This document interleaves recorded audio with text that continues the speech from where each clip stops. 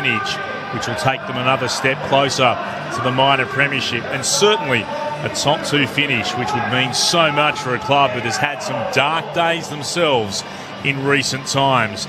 They've got the ability to be super versatile, and we've seen that, and we'd expect to see that again today. Let's get the thoughts of our experts in the build-up to this one in the West. Bright sunshine above us here at Perth Stadium and ABC Sport. Peter Bell and Chris Waterman. Billy, we just spoke about what West Coast could focus on, but similarly, I think Matthew Nicks wouldn't be putting a whole lot in front of Adelaide. He needs to get them focused on a point or two to not have them focus on who they're playing and where they are on the ladder. There'd be similar attributes from that coach going, we need to do this and that today, and just to try and get their mind on the job. Yeah, and it probably doesn't change too much. And listening to Adam Kelly, he just talked about their priority had been of just playing what's in front of them, really. And they've got a terrific profile, so a high-scoring team, very good defending team. I talked about their aerial strength and post-clearance contested possession, and that the aerial strength makes up a lot of that. But they've got a really hard-working group, and sure, Alex Neil-Bullen adds to that, but I think every time you watch Ben Keys play as well, he just up and back and up and back and unrewarded running. I'm really looking forward to seeing Adelaide live today, and they're doing so much right. Probably the one area, Muddy, that they're not great at is the clearance differential. So teams can get a hold of them. They're in the bottom handful in the league for clearance differential. So is that an opportunity for West Coast to try and keep this game level? Not an area of strength for West Coast by any stretch, and you really have to challenge Matty Flynn, who has the rucking responsibilities today. But if they can test Adelaide there and get a bit of territory, simple formula, maybe they can keep this margin manageable. Interesting to see Tom McCarthy warming up with the midfield at the centre bounce. So. Great, love it. Throw the magnets around, have a look at him in there. You know, he's got speed, he's a good kick. Yeah. He's clearly a pretty good speed endurance runner as well. Okay, he might be a bit raw from a contested effort and the stoppage craft, but you know, to see him streaming out of the front of a clearance with his wheels that he does have, that'd be exciting. Yeah, Liam Ryan's in there, Kelly's in there, Jack Graham's back, he's in there, so they've got some seniority in there. The other thing West Coast need to bear in mind, I know Adelaide, West Coast are in a real tough spot and have been for a few years. Adelaide weren't at that depth, but they haven't played finals for 5 years and they've just come in and gone bang. So if you get it right at the trade table, and what West Coast are going through now is getting games into some blokes that they probably wouldn't have got into, so it's going to hold them in better stead for next year. They've just got to get this trade and draft period for them is the most important in their whole existence. Yeah, you're right, and also Adam Kelly talked about very important availability. They've had a great run with availability this year. Okay, there's a couple out now, like Michael Annie, Josh Riccelli's another one. Butts is another one that's probably best 23, but they've had terrific continuity with the majority of their players, and they brought in those really valuable high-character recruits at the end of 2024, and they've all been excellent contributors in Cumming, Peatling and Neil-Bullen, who we've spoken about a bit. Looking forward to seeing Dan Curtin, and reportedly West Coast did everything they possibly could have done to try and get back into the draft with a view to drafting Dan Curtin as well as Harley Reid, but there weren't any takers at that pointy end of the draft, and Adelaide pounced at pick 8 from memory with Dan Curtin. Traded with the Giants to move up, and I don't think the Eagles were expecting Adelaide to come out of nowhere, but they made some late moves and jumped up, and it's paying dividends. He had to wait a while to get his chance. Yeah, they held him back. They did the right thing by him and made him earn his stripes and get games into him. So, but it's paid dividends. He's, we're talking about Murphy Reid winning the Rising Star. He's the challenger, I think. Yeah. You throw Levi Ashcroft into it as well. Yeah. They're the three, but Dan's such a unique player for his size. And look, I have seen him just recently in at centre bounce and doing a bit of clearance work and midfield time, and I'm starting to warm to that could be his position long term, which is really exciting when you've got a player of his size playing midfield permanently. But right now he's dominating his wing, puts a lot of pressure on opposition wingers for his size and aerial capacity and moving forward, but also making sure that Adelaide are well protected behind the ball as well. So looking forward to seeing him in front of a home crowd. Would that make him the tallest midfielder? How tall is Petty Cripps? Well, Jackson's playing a bit of it as well. Oh, Luke Jackson, Connor Nash, Yeah, another one. Connor Nash is you're close right. to 200. Yep. They're just getting bigger and bigger and bigger. Yeah. Times have changed, Belly. Yeah. How tall were you, Belly? I was 198, so just under Connor Nash sort of areas. Who was the tallest? 198 on what ladder? That's right. Well, 198 millimetres. You go back to West Coast, and Juddy was the tallest because he had Brawny, Fletch, Curry, and Cuz. It was the midget fleet. In your time, Belly, who was the tall mid that you came up, you went, wow, they're tall. They're probably not that tall anymore, but who are the players? Judd would have been one. Oh, look, Buckley was pretty tall. Yeah, mid, Buckley was tall. good one. Recently sort of undersized. finished up at Melbourne. As I said, he was a tall mid for Adelaide. Wasn't the in thing in the 90s. No, Rashudo is another one. He was a mid forward. They're undersized now. Cameron Ling. Players. They're all undersized. Yeah, they're all probably a bit small for a mid 180s. Maybe a half forward. Buckley was a bit taller than It wasn't talked about back then how tall they were because we all look the same on TV, kind of. But Pav went back in. Pav spent a year on the he ball. did. All Australian as a midfielder. So there you have it. But even Pav's sort of 192, 193. He was a small key forward. That's right. Saw Pav lurking through the corridors and spoke about, as you said, the change in CEO continuing to bring success for the Swans. Did you describe it? The CEO bounce? The CEO bounce. I thought that was terrific yesterday. Fat Cat's out in the middle. Goodness me. They need a bit of Fat Cat magic, the Eagles, today. Toss of the coin about to happen downstairs. Mitch Turner's got his eye on it. Mitch? Just waiting the toss of the coin to go up in the air. I've got a young fella out there alongside Fat Cat, who's done a great job tossing the coin. Jordan Dawson there for the Crows, but Liam Duggan for the Eagles, the captain, and also the milestone man in game 200, has won the toss. The Eagles will kick to the right of our commentary position, the city end. I have to interject there. The young fellow who tossed the coin, it was an errant toss and it nearly hit Dawson in the head, which hopefully is not an omen. I can't see any. He's got an Eagles scarf, so maybe there was a tactic to it. City end for the Eagles, Graham Farmer freeway end for the Crows. Crom. The TV show is Fat Cat and Friends. There's not that many friends here, to be fair. They do turn up late, the Eagles fans, but it's well down on what I would have expected with them farewelling Dom Sheed and Jeremy McGovern at half-time. The Eagles in a tight huddle at the Farmer Freeway end of the stadium, which is where the Crows fans have assembled in big numbers. What is it like downstairs? Let's find out. Akash Fodaday with us on the boundary. Akash. Yeah, good afternoon, everyone. It's a beautiful day for football down here. Not a cloud in the sky, clear blue skies, and a nice temperature around about 17 degrees. And considering all the rain we've had in Perth over the last week or two, the ground looks in very good condition as well. Starting on the bench for West Coast, we have Brockman, Cole, Hall and Hamish Davis. And for Adelaide, Taylor, Pedler, Berry and Hinge. The subs for West Coast, Matt Owies, and for Adelaide, Chase Jones is their sub. Could records tumble this afternoon? Things continue with both of these sides' trajectories. It's hard to imagine a couple of them won't. Adelaide have been on fire. They've been outstanding. They've won their past 6. The Eagles have been dire. They've lost their past 10. Just one win for the season. How will it pan out? It's the Crows and the Eagles with you on ABC Sport to get us started. Mitch Turner. O'Brien for Adelaide, Flynn for West Coast, ball up in the air. Both rucks got a hand on it, coming through McCarthy for West Coast, lost the handle, gave it straight to Peatling for the Crows. Adelaide have the ball out of the middle. Rankin is able to go laterally to the hometown Crow and Curtin, who can quickly go by foot down the commentary wing to O'Brien. There's a runner in Neil Bull, and the Crows go forward, looking for their target in Dawson. Off hands, Burgess gathers, snaps from 45, gets a kind bounce. Crows have got players there. Eagles have the numbers. Keys kicks it back towards the top of the goal square, and Bazzo is not paid the mark. Initially, players and crowd thought he was. It wasn't 15, so it'll be a ball up. Graham Farmer freeway end, Adelaide's forward line. 15 metres out directly in front of goal. Flynn over the top, tapped it straight to Thilthorpe of the Crows. His kick went up in the air. Baker punches it towards Hewitt.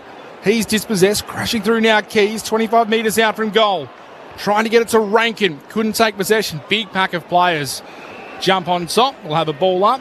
40 metres out, no score. 1 minute played here Perth Stadium, Sunday afternoon footy on ABC Sport. Crows in the bright sunshine of West Coast forward 50. One down more tellingly by Flynn. Getting it out, Duggan. Hurried kick into the middle of the ground. Met here immediately by Murray. Murray from about 51 out went for goal. He's missed the lot to the right-hand side by a good couple of metres as well. Free kick for West Coast at left full back. No score opening 90 seconds. He's off beyond defensive 50. Big pack up at left half back. Spilled down for the Crows. Trying to shovel a hand pass out of there was Peatling. It's been locked in again. Ball up again, the call. Right half forward for the Crows. Had some big jobs this year, Ruben Jimby, but none bigger than Tilthorpe, Belly. That one down by Flynn, but straight to the Crows. They tried to work it forward through the hands of Cumming, but there's a free kick spotted. It's going the way of the West Coast Eagles, and Chesser to have it. And he'll have it at left half back. Weighing up his options is Campbell Chesser. Just the second game of the season. He goes up the wing. Back with courage was Hewitt. Couldn't take the mark. Was collected as well. Ball ricochets to Peatling of the Crows. Breaks the tackle. Just looping handball forward up the southern wing was straight to an Eagley McCarthy. And now the support comes. Players crashing again. We'll have a ball up. Yeah, what are you thinking? It's 10 centimetres. We don't have weights, but what, 15 to 18 kilos? It's a lot, but he's done the job this year most of the time, though. Superb athlete, Jimby. Stand 2 kicks away from this contest on the southern wing. The Eagles, through hands, get it back to Flynn. His kick up the far side is chopped off by Adelaide. Trying to work it out through hands on the defensive side of that southern wing. Eventually retreat by foot to Worrell. He'll go back inside his own defensive 50 to Millerer. Another lateral kick inside the defensive area. Finds Rankin. Played on. Put himself under a bit of pressure, but he found a target in Bond. Full switch is now on to the commentary wing, and Curtin is waiting there. He can take the mark. Off to Neil Bullen, and now off to Burgess. Burgess, hand pass back to Neil Bullen. Forced to backtrack at left half forward for the Crows. By hand again, backwards to Curtin. Kicks into the left forward pocket, off hands. There was a big pack there, spilled down to Ginby. Hurried kick, dangerously bounced away from Murray. Almost had it. Laird gathers. Looked to get a hand pass out. Couldn't find a teammate. Hoff moved it forward quickly. Quick hands through Hewitt. Went behind Baker. Chance to mop it up. McCarthy. The Eagles away. Baker through the middle. Lovely hand pass to Hewitt. Sends it into the left forward pocket. Over the back. Cripps is onto it. Gathers against Worrell. Elects to go back. Cleverly, he had 2 Eagles he could hit. And in the end, he's been able to find Chesser, who marks in the left forward pocket. It was good ball movement by West Coast. It's probably the area that Ruben really needs to tidy up is ball in hand. But they did flick it around and got it up there, and hopefully they can hit the scoreboard with the first goal. So with one inside 50, the Eagles will get the opportunity to have a shot at goal. Chesser marking, 45-degree angle to the left from 45 metres out. The Eagles, they get the first of the afternoon. West Coast 1 straight 6. Adelaide yet to score. West Coast by 6 points. 4:34 gone. Opening quarter.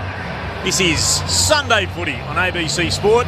Wherever you happen to be joining us throughout WA and SA, our experts, dual premiership players, Peter Bell and Chris Waterman. Yeah, you're right, Muddy. It's an area of Jimby's game that he needs to improve, but it ended up being a chaos ball across half-back, and West Coast were able to control it and then put together a really dangerous and well-executed handball chain. And Campbell Chesser, nice start into the match. Successful shot at goal for the first goal of the game. Just a little fumble by Murray at half forward from the Crows. Allow the Eagles to rebound and make the most of it. Campbell Chesser, second game this season, second goal. McQualter coaching from the interchange.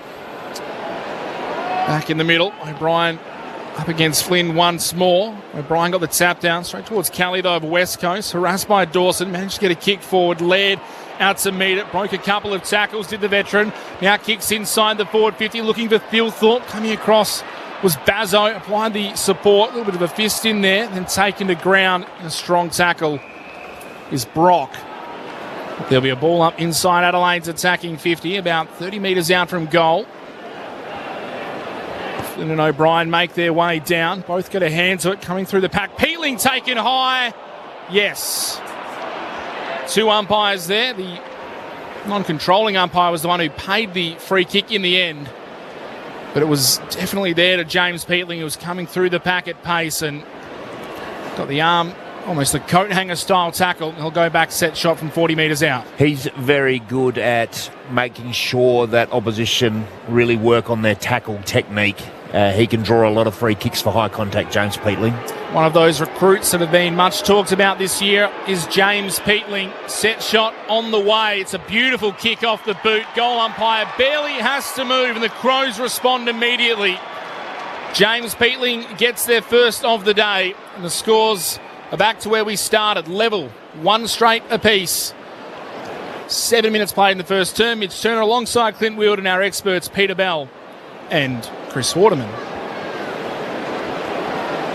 He attacked the stoppage with a lot of momentum and not a lot of, I guess, pressure blocking his path to the footy. And I've seen that a lot, Peatling just forcing the error in the tackling technique. It was Rory Laird, just the experience and the coming off half back and charging through a couple of tackles. Well, we spoke about that, Muddy, didn't we? Yeah. Their ability to break tackles, and that was disappointing that he wasn't able to be stopped, Laird, there. Three-quarter time at the MCG. The Demons by 10 points, 11-9 to 9-11. Plenty of clubs paying close attention to that. It would end the Bulldogs season if that's the way it continues for the rest of the game. From the restart, gets a hand pass to O'Brien, who'd run forward, shovels a hand pass out. Hoff was there, went back by a hand again to Marrick, worked it out to Chesser. And he'll kick towards left half back, but a great mark out there to Berry. Great grab for the Crow. Yeah, just worked Hewitt under the ball. Terrific contested mark from Berry. Berry into the right forward pocket with a kick. Dilthorpe comes, had 3 Eagles to beat. West Coast are able to get a stoppage, seeing it across the boundary line for a throw-in. Cole in front position probably had the most of the punch that saw it across the boundary line. So we put back in the junction of the arc of 50 and the boundary line in the right forward pocket. Thrown in. O'Brien tapped it over his head. Comes to Dawson for the Crows. 51 out. Sends it long towards the teeth of goal. It's gone over the top of Dilthorpe. He stood his ground and let it sail through for a major. Adelaide in front. 2 straight 12. The Eagles 1 straight 6. Nearly 9 gone in the opening term. Sunday footy on ABC Sport.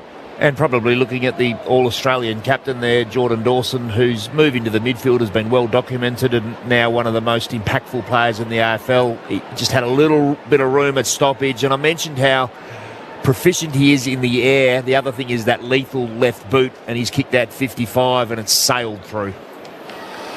Yeah, it wasn't the best of kicks, a bit of a munger. It floated around, but yeah, he's dynamic around clearances. But one way to try and stop him is stand on his left side.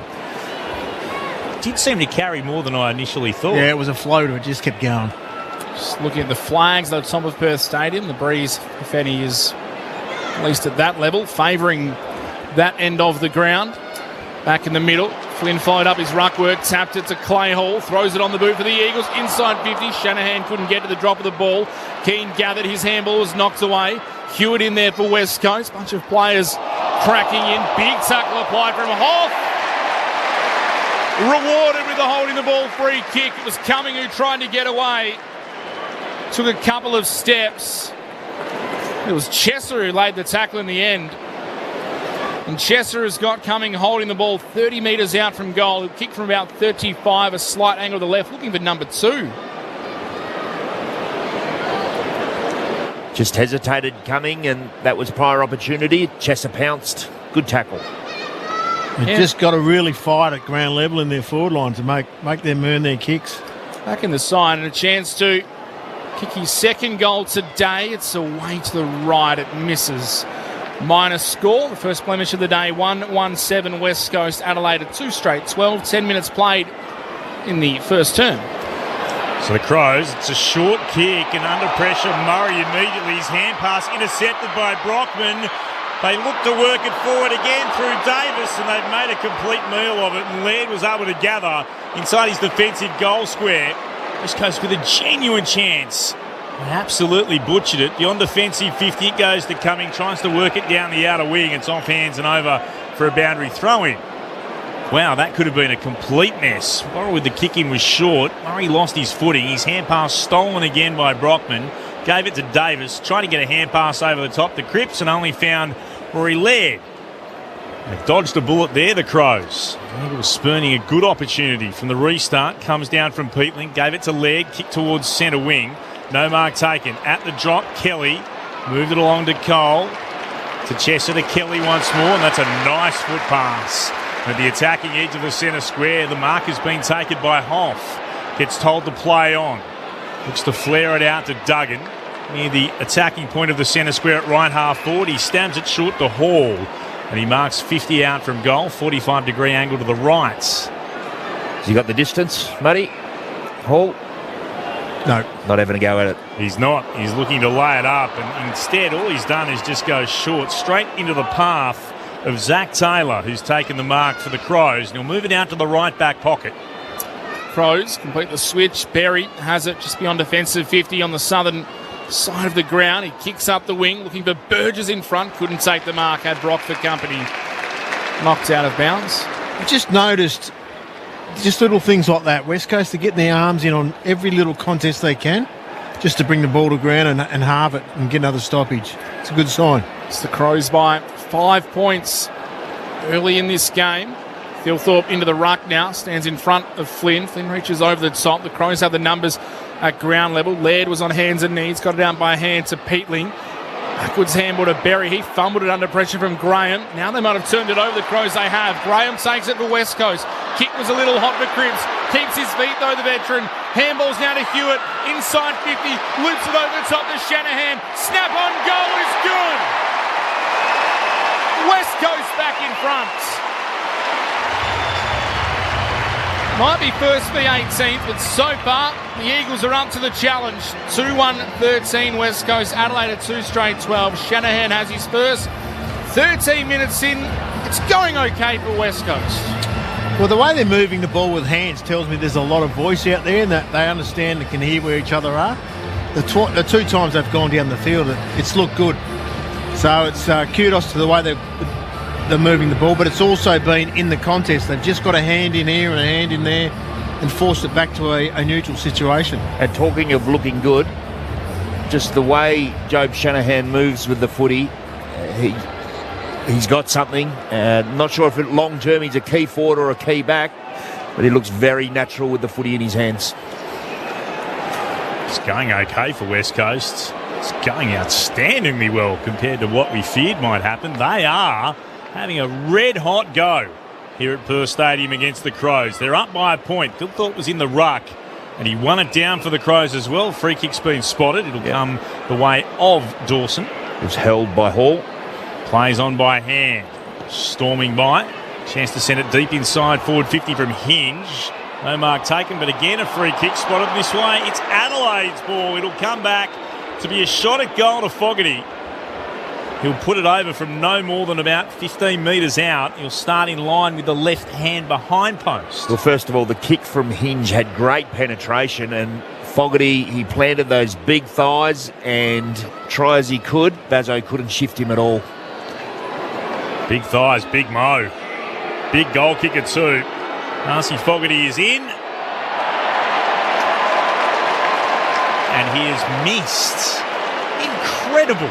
Top of the goal square. Right hand side, yeah. Yeah, and a very reliable set shot, so unusual. I'm not exaggerating to say you could have thrown it over from there. Scores are level, 2-1-13. 15 gone in the opening term on ABC Sport. The Eagles get play back underway. Long kick to the wing. Bazzo in front. Takes the mark near the logo on the commentary side. McCarthy, who kicked it out, he continued his run. Got the handball back, but his kick looking to Davis was a shocker off the side of the boot. It rolls out of bounds. Dan Curtin was stalking nearby with Claremont products. Both Premiership players and Colts football in the waffle. Standing alongside each other in Davis and Curtin from the restart. Kelly through traffic, had a fumble, eventually gathered, got into Hewitt, now Hall for the Eagles.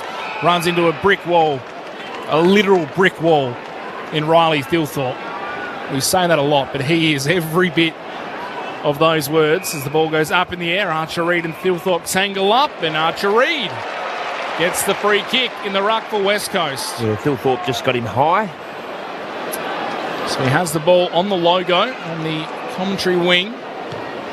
Decides just to bomb it long and bomb it high to half forward for West Coast. Worrell got there first, dropped the mark for the Crows, then Saligo had to become tackler. Takes Hewitt to ground, will have a ball up just outside attacking 50, right half forward for the Eagles. Scores level 2 on 13 apiece. Ball put up into the air. Thilthorpe won it down. Oh, crunched was Berry. Took them all on, taken to ground. Eagles fans wanted holding the ball. That's a good tackle from Kelly. And prior to the decision, thrown up again at right half forward. Reid won it down. Archer for the Eagles. It came to Saligo. Hand pass to Hinge. Clever hand pass over the top to Berry. Immediately moved it on by hand. Miller couldn't gather. Jimmy goes to ground, diving on it, looking to slap it out. He'll have to, otherwise he's in real trouble. Saligo tried to work it out. Baker went in there. Now it's been held into him. Ball up the call. Just forward of the wing for Adelaide, right beneath our broadcast position here on the northern wing. 2-1, 13 apiece. 17 gone in the opening term. Thilthorpe tapped it straight to Kelly of the Eagles, who handballed across to McCarthy, took on the tackler, eventually just coughed it up. Saligo hands and knees, dived on top of it, tackled by Gross, and umpire says held to him. Bulldogs are back in front at the MCG. 15 gone in the final term. 11-12-78 to 11-9-75. Big ramifications for the top 8 in that game. Curtin from the restart is tackled by Hamish Davis. The Eagles wanted ball. Umpire said no. They'll ball it up again. Just attacking side. The commentary wing logo favouring the Crows ever so slightly. Kelly again, first hands from the stoppage. Tackled this time by Dawson, and once again the umpire will come in and toss it up about 5 metres in from the boundary, right next to the interchange gates. Blowout commentary position. Thilthorpe in front of Reid, tapped it straight down to Hall, got a handball to Davis. West Coast tumble a kick forward. Worrell tackled without it by Cripps and gets the free kick. So they have a chance to reset here, do the Crows. No change that score, still level at 13 apiece, 18 and a half into the first. Worrell, and the bright orange boots on, brings it inboard to Hinge. He'll kick towards left half forward. On the bounce, it's taken by Dawson for the Crows. Put it inside their forward 50. Pedler flew from the side. He couldn't gather.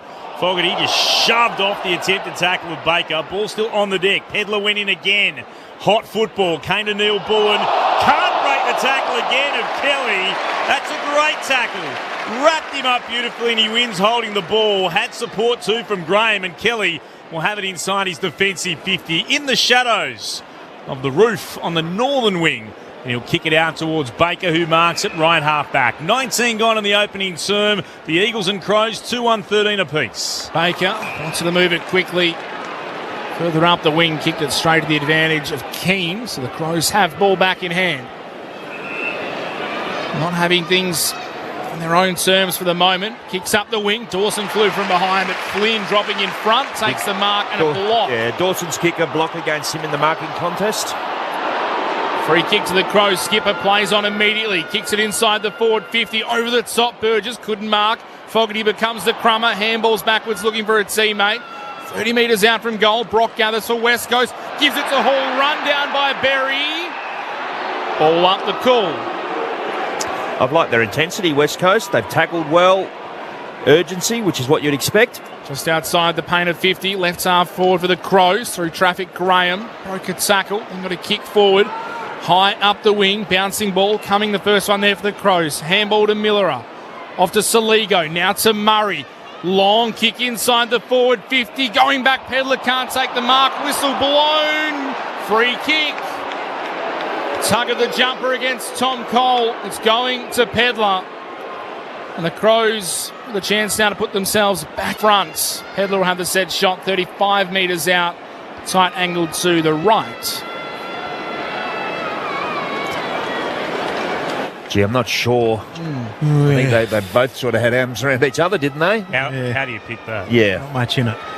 Had the binoculars up and didn't see a lot in the replay. Didn't help the cause. Luke Pedler, the left footer, comes in. Set shot for the Crows. Goal umpire shimmies, but not too much. It's through the middle. Adelaide back in front. 3-1-19 the Crows. The Eagles are 2-1-13. 21 minutes played in the first term. Mitch Turner and Clint Wilden here alongside Peter Bell and Chris Waterman. Before we hear from our experts, Akash Vodadar is downstairs. Archer Reid came off for West Coast and he's just gone to have a chat with the physio, as was indicating an issue with his right foot. They found Corridor, Adelaide, and then it was Murray who also long kick, and that put Tom Cole under pressure. I didn't think it was a free kick personally, but Tom panicked a little bit. It was a one-on-one isolated contest, which Adelaide are very good at, and Pedler is good overhead and converted. Melbourne back in front over the Bulldogs. They're up by 2 points. Cracking contest there. 12-9-81 to 11-13-79. 13 gone in the last. Great contest here as well at the moment. About to say that, just a 6-point game. Not what we were expecting, and thoroughly enjoying it on ABC Sport as O'Brien wins it down over his shoulder, running by Saligo. Gathers the footy, puts the Crows into the right forward pocket. Fogarty's out after it, can't mark, but can gather his own crumb. But his kick was poor, trying to send it towards full forward. Only found Duggan, who marks, and then he's going to get 50 metres as well. Ben Keys must have been moving on the mark, I reckon, after being called to stand. We'll bring Duggan just inside the centre square. Standing a little bit forward of centre half back. He thought about coming to the northern wing and then goes on a run in the direction of the southern. Will kick towards left half forward for the Eagles. Stretching Flynn, couldn't mark. It spills down. Trying to get a hand pass out here was Rankin, met by Davis, or Neil Bullen rather, and then shoveled it into traffic. The umpire says we'll ball it up. Pedler's the last man to climb up off the deck. Thrown up again, left half forward. O'Brien palmed it down for the Crows. Ball bounces around again.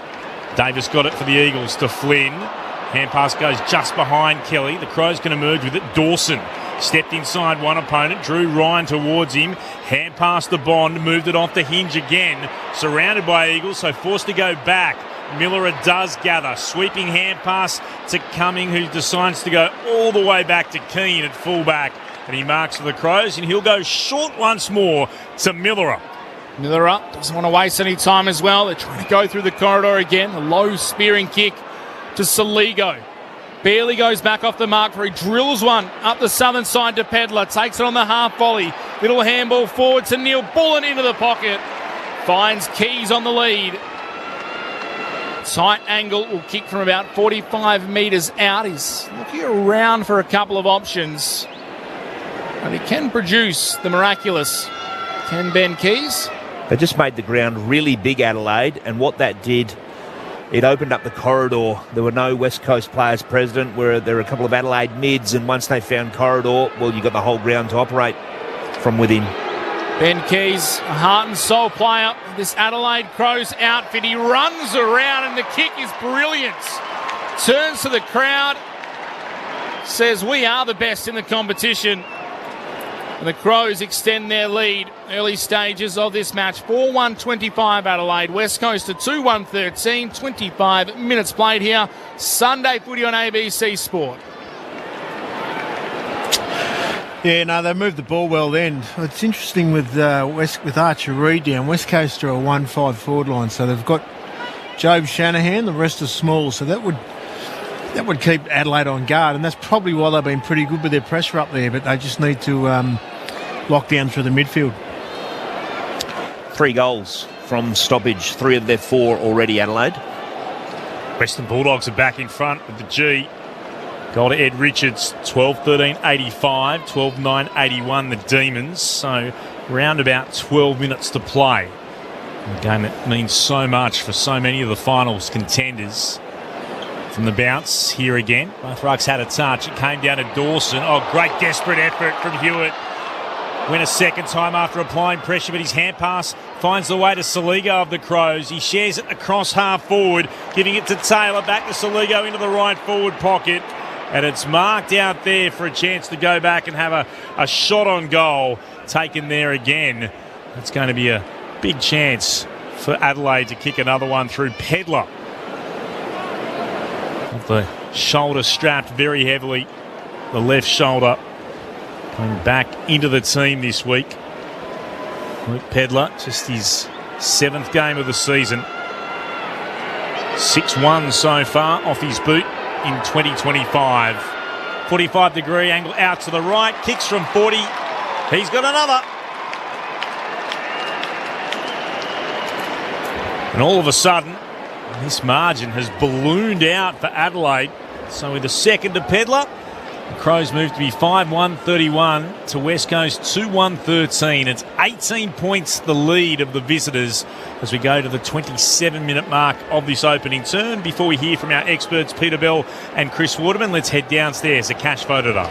Yeah, Archer Reid did some run-throughs and spoke to the physio a little bit longer. He doesn't look to be moving fluently, but he is back out on the field and heading to the goal square. I knew what you meant. Well, Jordan Dawson's having a huge influence on this game, and also Jake Saligo, who's not to be underrated in that Adelaide midfield group. He's a highly impactful player. So the Crows just building that lead. O'Brien and Flynn, the two mainstays, back in the middle now. Tap coming down. Held was Peatling as he tried to crash through. McCarthy grabbed him early. He wins the free kick. Handball off to the run of Millerer. Long kick inside the forward 50, coming across Bazzo. Got in front of Thilthorpe. Spills down to Fogarty, tied up in the left forward pocket. Handball inboard was knocked away by Bazzo. Came down to Graham. Ran into Taylor. He tried to fend him off. Unsuccessful. That's prior opportunity, and that's holding the ball. Free kick will go to Zach Taylor. He'll have a set shot from about 25 metres out, 45-degree angle to the left. Just connected, aren't they, Adelaide? I think West Coast are actually doing well aerially to spoil Fogarty and Thilthorpe. But it's just a wave of Adelaide pressure and no easy exit for West Coast. This time it was Taylor applying a really good tackle to Graham. The Thilthorpe's had one touch and yet to have a mark. So they're clinical out of the middle too, Adelaide. The tapping and understanding in there has been real good. Zach Taylor, a good tackle, deserves a good finish. And the set shot just lets him down. Away to the right, it's a minus score. 5-2-32, the Crows. West Coast are 2-1-13. We've played 28 minutes in this first term. It's a 19-point margin. And 14-4 inside 50s at the moment. So whilst West Coast, they've been physical and they've brought some intensity, that number can't continue, otherwise it'll get really ugly. McCarthy to Duggan with the kick in. He'll move it short to Hoff. Still inside their defensive 50. Goes out towards Cole in the left back pocket, and you'll find Marrick, who marks at left half back. And the bright sunshine, he'll move it down the southern wing. Kick had to be precise, and it was. Working it forward again through Bazzo.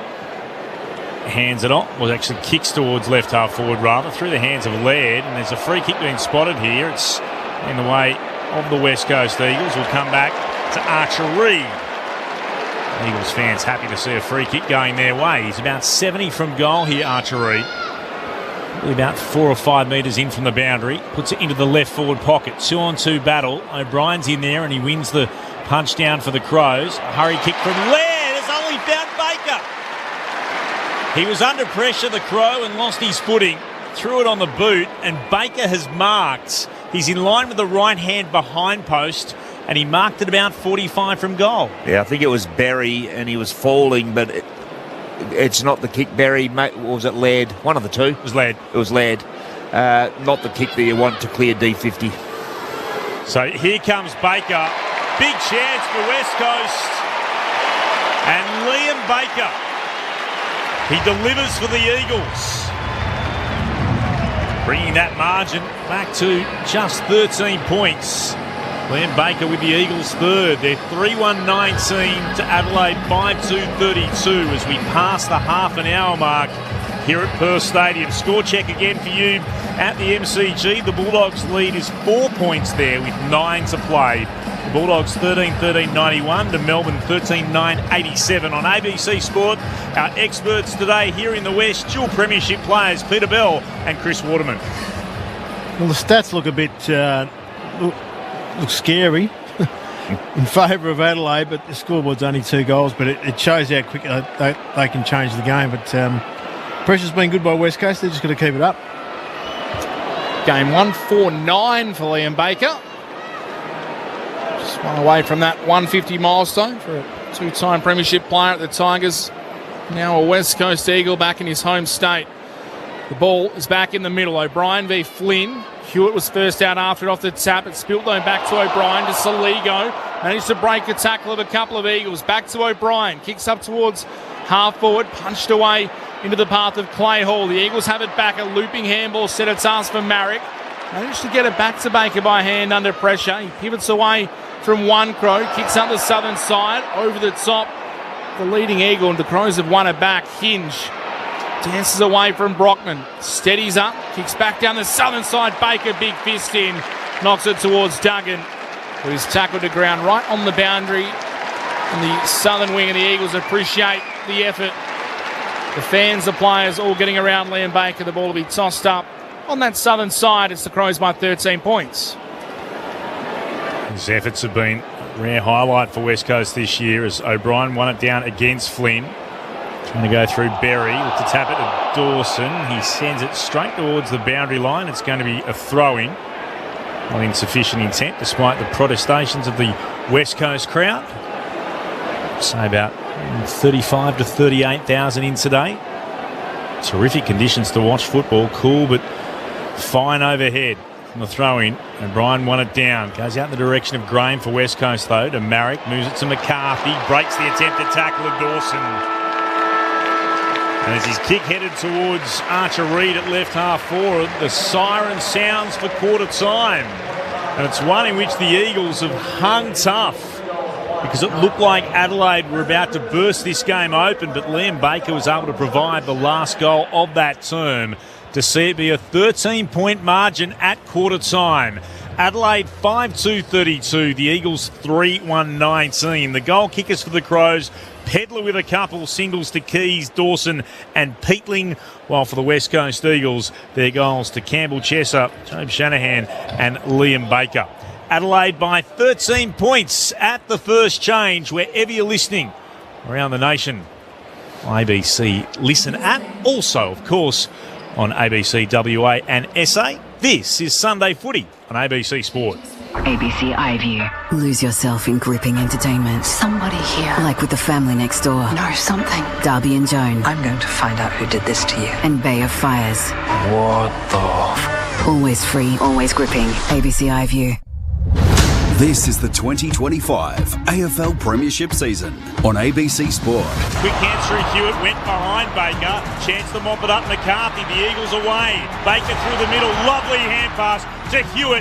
Sends it into the left forward pocket, over the back, Cripps onto it. Gathers against Worrell, elects to go back. Cleverly, he had two Eagles he could hit.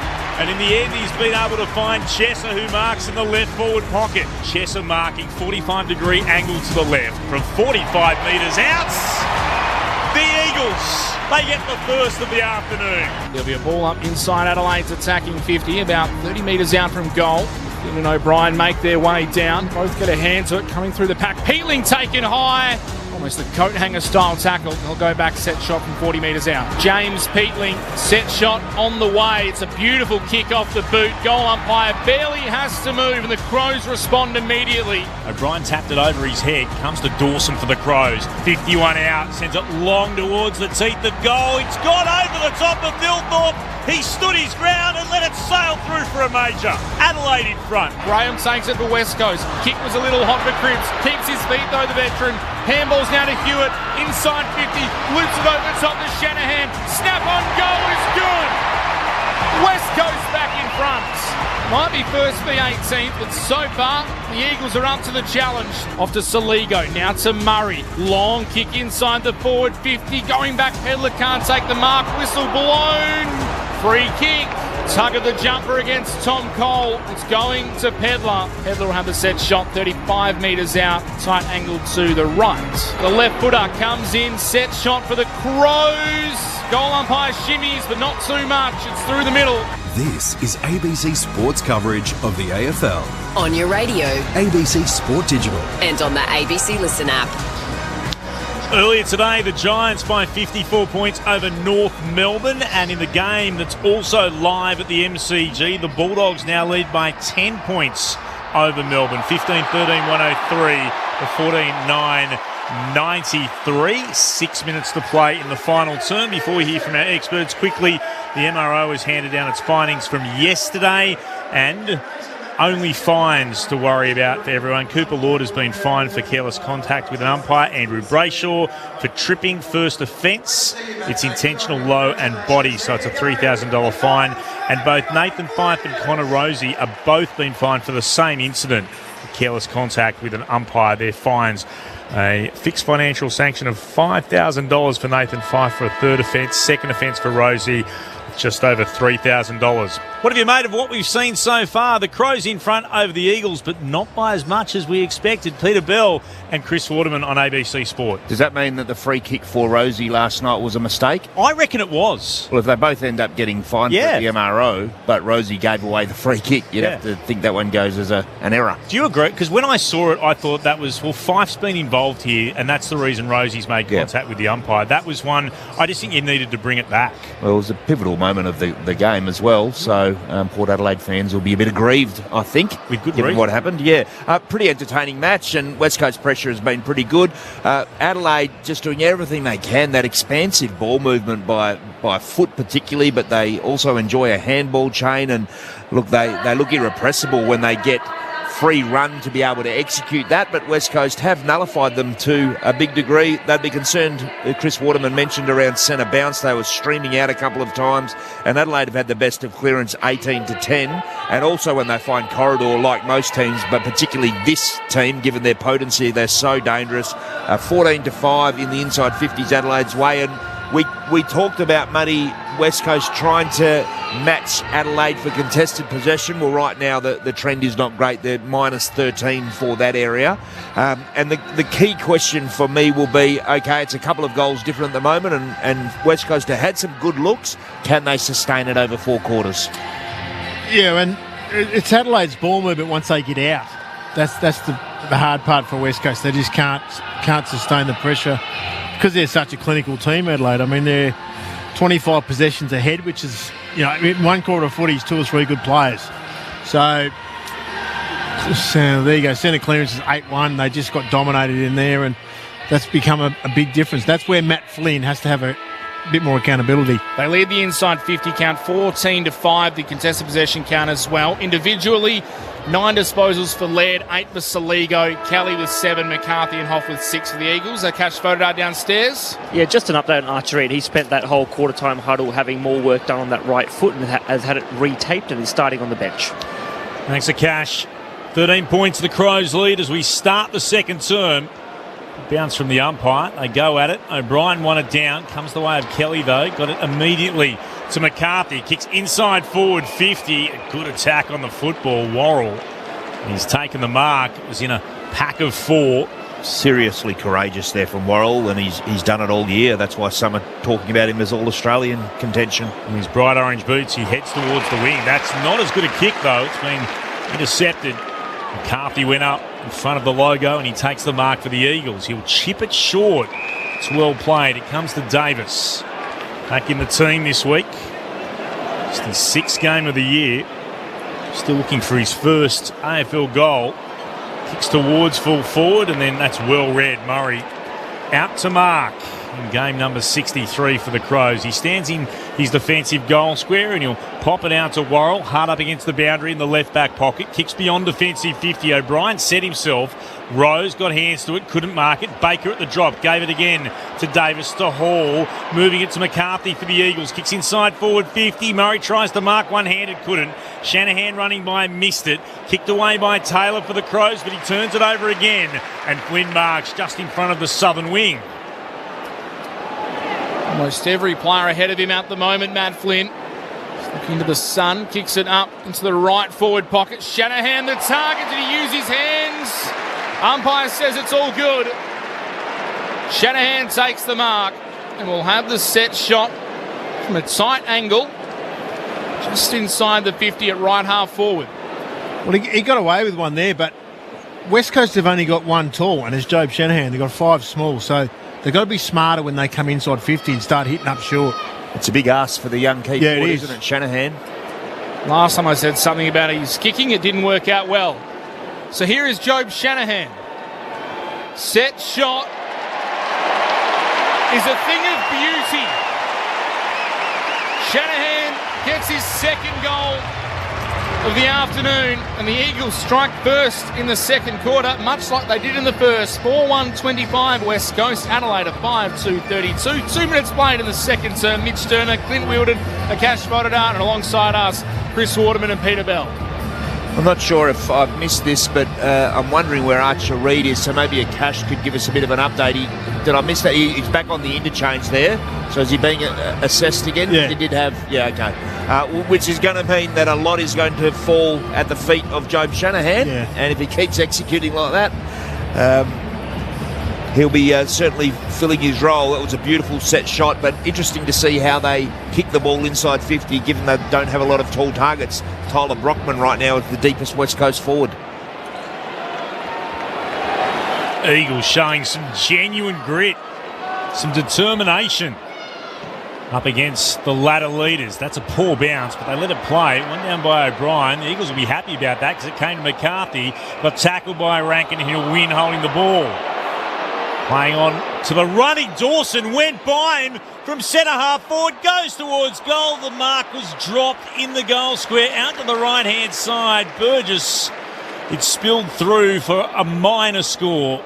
He had a great chance, though, not to be.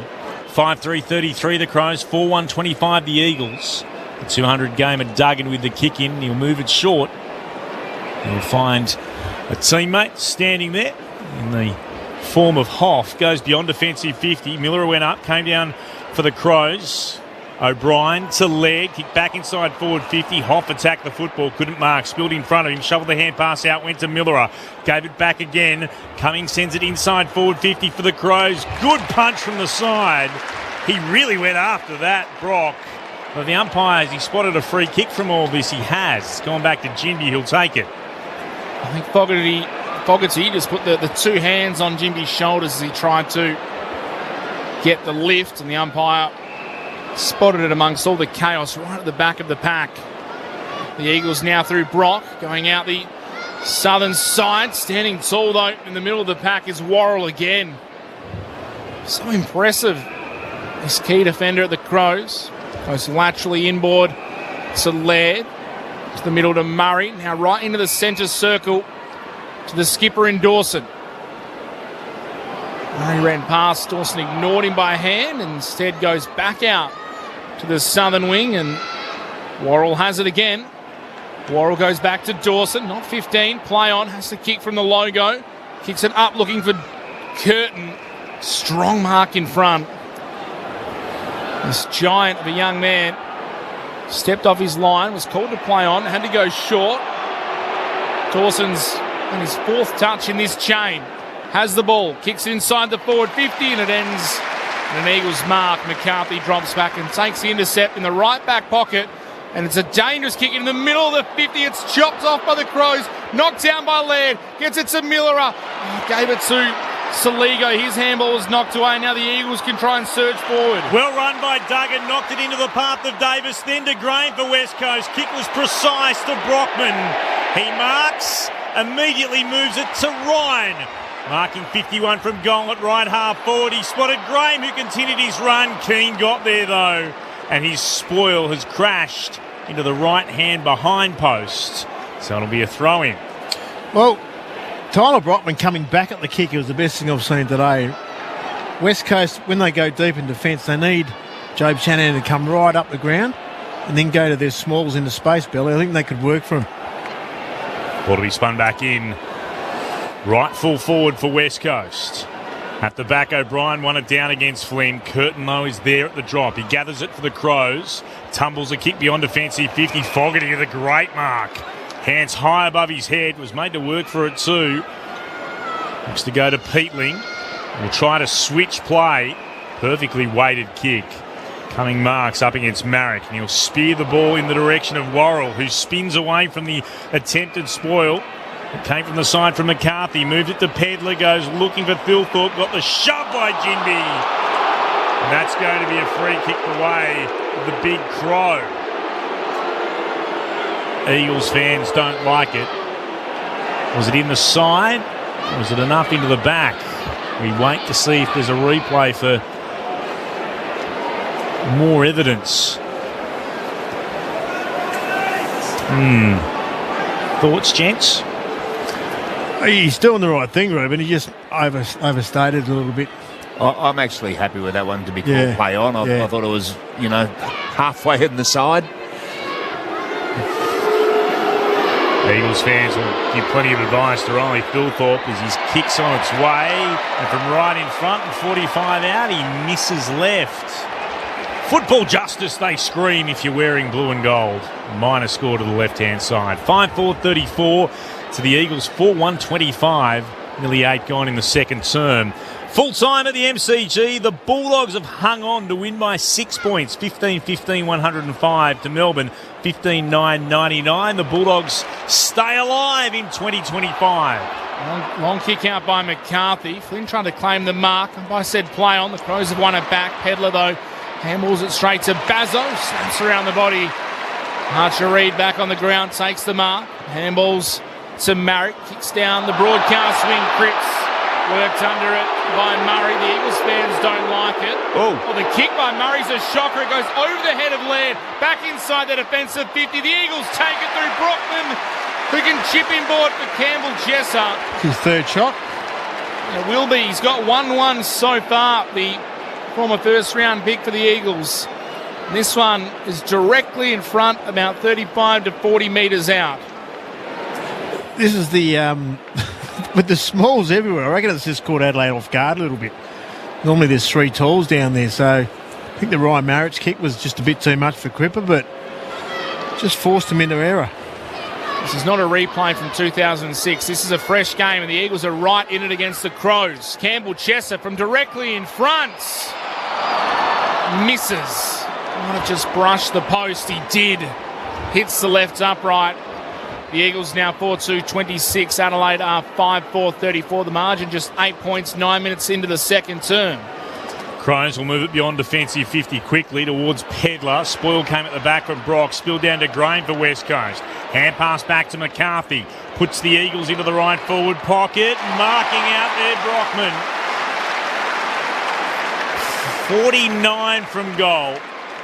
Tight angle to the right. He'll start probably 3 metres in from the boundary in the bright sunshine. Aggressive kick in from Adelaide, but it was turned over. Pedler spilt the mark and West Coast swept on the loose ball. And I like the kick as well. Small forward line, just put it out into space. Tyler Brockman did a good job.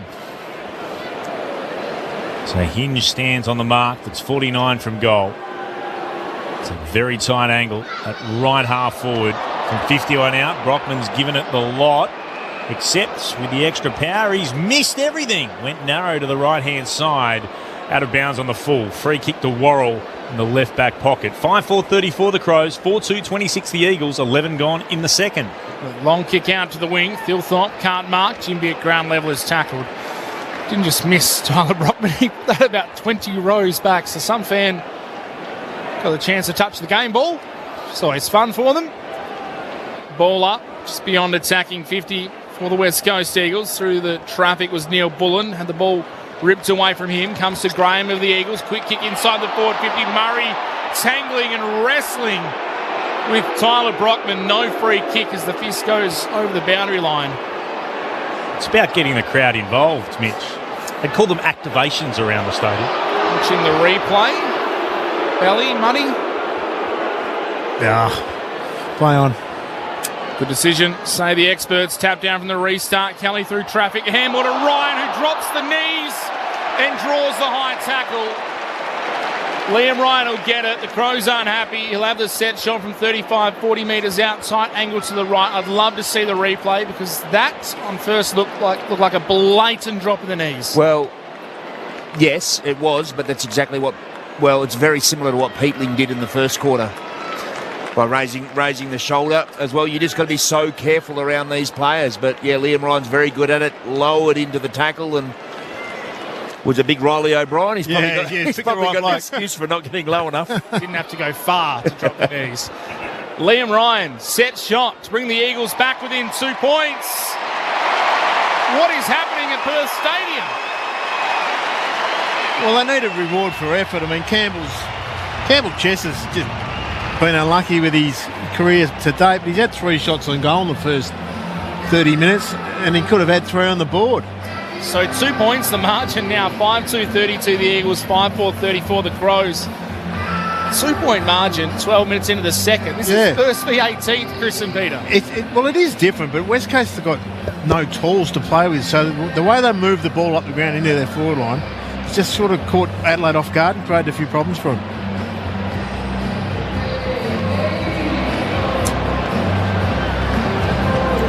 Leading disposal winners, by the way. Sorry? Shocked. No, it's great. I am shocked. Genuine contest here. And it also, this is the problem though, it actually puts into perspective how dire West Coast have been of late when they can show this sort of effort against, at the moment, the best team in the competition. Genuine battle. Reid versus Thilthorpe. Thilthorpe was able to get it away to Berry. Quick hand pass forward to Peatling. Pressure came from Graham. Threw it on the boot, but bounces only as far as Chesser. Immediately kicks the Eagles inside forward. Vicky Brockman out to mark. He'll play on immediately out to the right forward pocket. Mark taken by Shanahan, who can go back and try and kick a third.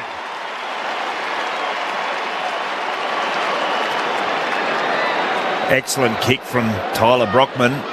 Just weighted it beautifully to Shanahan, who we've spoken in glowing terms about. He just looks so natural. Let's hope he can kick his third. Just afraid I might wake up and it'll be 3 a.m. on Sunday morning. It's all a dream. How can this be? What on earth is going on? Here he comes. Job Shanahan. Oh, he's missed. With a chance to put the Eagles in front. 45-degree angle to the right from 30 outs. It's a minor score. The Crows still lead by 1. 5-4 to 5-3. 14 gone in the second. Miller over the kick-out duties. He's targeting Thilthorpe in a one-on-one with Reid, and he's too strong, Thilthorpe. Stands in front, takes the mark. Shocking kick. Back inside defensive 50. Miller hit it at pace. Set its arse over Hinge. Hot handball tackled. Tackle lingered. Free kick going the way of the Crows. Hinge the recipient. Goes short to Peatling. Standing on the commentary wing. Chips short to Saligo. Stands about 5 metres in from the interchange gates. We see Jordan Dawson re-enter the playing arena. Sligo's kick up towards half forward. Hoff chopped in front for the Eagles. Now gathers at ground level. Little shake and bake on Rankin.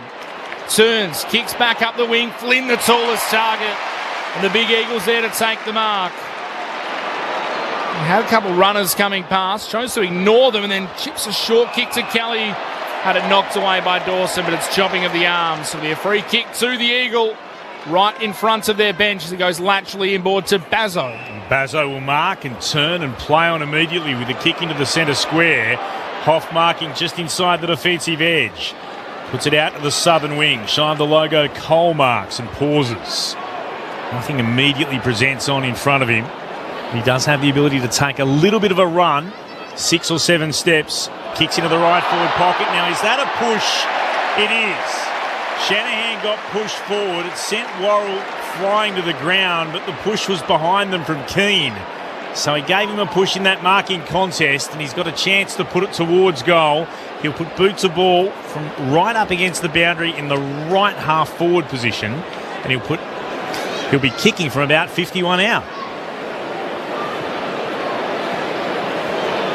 Doesn't think he can get the distance, I suspect, by the way he's glanced inboard on at least 2 occasions. What does he do? He sets it up. It's a long-looking effort. It's missed everyone, bouncing across the face through a pack of players in the goal square and then travelling on for a minor score to the left. Scores a level. 16 gone in the second, and the Eagles fans know it. 5-4-34 apiece. A cash voted ours downstairs. A little bit of concern on the bench for West Coast. Liam Ryan came off a short time ago favouring his left wrist, and he looked to be in quite a bit of pain. Keep an eye on that one as Hinge brings it back into the Crows. In front, Kelly, though, for the Eagles. Had it punched away by Thilthorpe, who then gathered. Little handball to Cumming. Dribbling ball up the commentary wing. Keys couldn't get there first. Bazzo came crashing through for the Eagles. left it behind, socket forward for the Crows. Meeting it on the bounce was Hoff. Takes off down the commentary wing, takes the bounce, kicks it towards Brockman, can't gather. Kelly coming through for West Coast, he goes without it. Now Hinge tackles, it somehow squirts out in the Crows' way. They're up there, defensive 50, the quick kick though, straight to the Eagles' milestone man in Liam Duggan. Game 200 for the skipper. Takes a little trot. Kicks inside the forward 50. Reed spoils it down from behind. It comes to Cripps. Cross was tackled. He lost the ball. The Crows have it back. And Berry can tumble it high into the middle of Perth Stadium. But Brady Hoff is there waiting. Has it in the centre circles, and his kick forced Cripps to stretch. But he marks for West Coast. Cripps into the right forward pocket. Keane, a little bit too strong. Line down, got it on to Neilborn, and then back to Thilthorpe. Back in defence for the Crows. Kick towards the southern wing. Carries the pack. Still there to be won.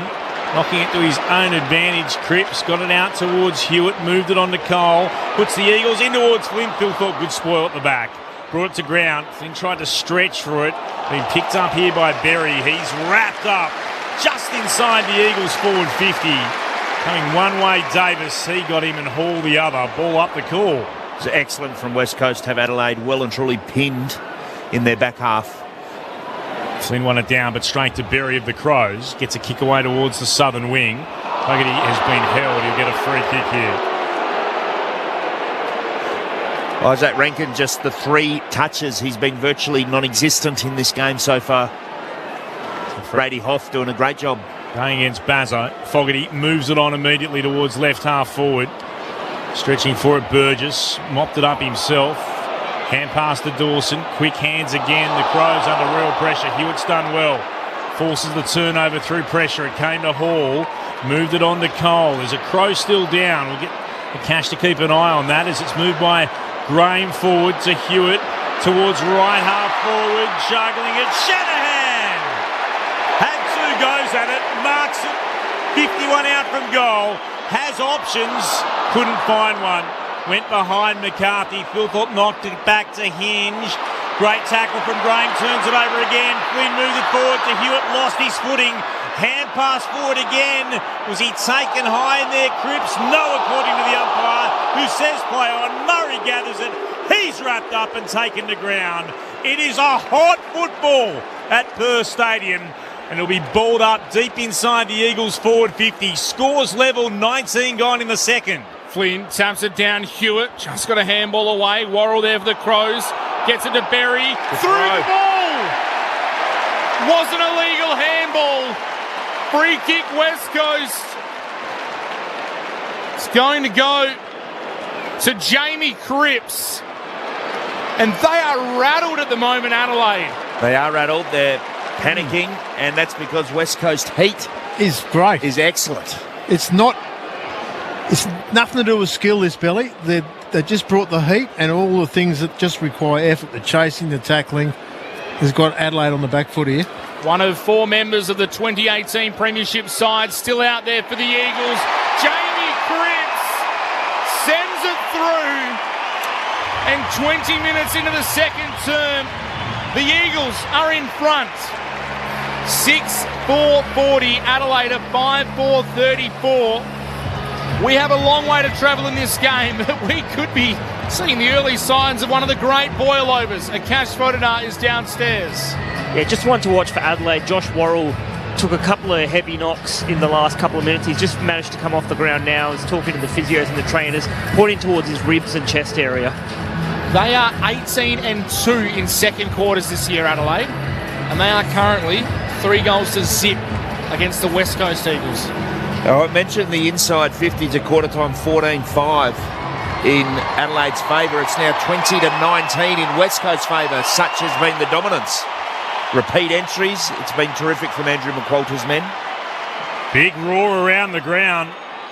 O'Brien wins it down in the middle for the Crows, but Kelly got it, threw it on the boot, hurried a kick that bounces forward. Cummings is back there. Picks it up for the Crows at centre half back and sends it in the direction of the northern wing. Marrick got there first though, shoveled a hand pass backwards, couldn't find a teammate, but Cole was there to immediately wrap up Peatling on the logo. They are rattled, the Crows. It's a great call from Mitch. Tap down, came in the direction of Dawson. Wrapped up by Marek, and he'll get the free kick here as well. No, it'll come back to Kelly Rama. Still holding the ball. Both involved in the tackle, and he'll stand on the logo.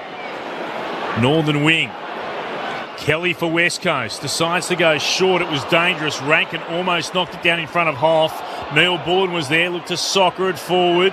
Diving on it, Cole. It's been held into him. Comes out the side to Hoff. Umpire says no. It's going against Cole for dragging it in just a moment ago. Here's a chance for the Crows, and Neil Bullen will take it. Put it deep inside forward 50. Going up. Courageous effort taken there. And Brock's going to get the free kick. It'll come back to him. Flattered in the marking contest. He'll pop it out towards the milestone gamer in Duggan. He'll move it short to Ryan, who marks it left half back. You're not hearing this incorrectly. The Eagles are in front of the Crows. They're up 6-4 to 5-4, 23 gone in the second. Ryan spears one up the wing. O'Brien got very low to knock it away from Flynn. It came to Marek though. Short kick to Cripps. Kick and a half from home. Between wing and half forward on the commentary side of Perth Stadium. Dangerous kick by Cripps across the ground. Intercepted at centre half back for the Crows by Burgess, who can go wide by foot to Keys. Had nothing on up the field, so retreats back towards his defensive 50 at left half back to Cumming. Another switch inside to Murray. Short to Laird. Standing at true centre half back position. Not a lot on offer for the Crows. Eventually just comes out wide to the commentary side. O'Brien floating in from the right, unmarked in the end, takes the mark. Can go towards right half forward. Closing the gap as McCarthy got in front for West Coast and won the free kick.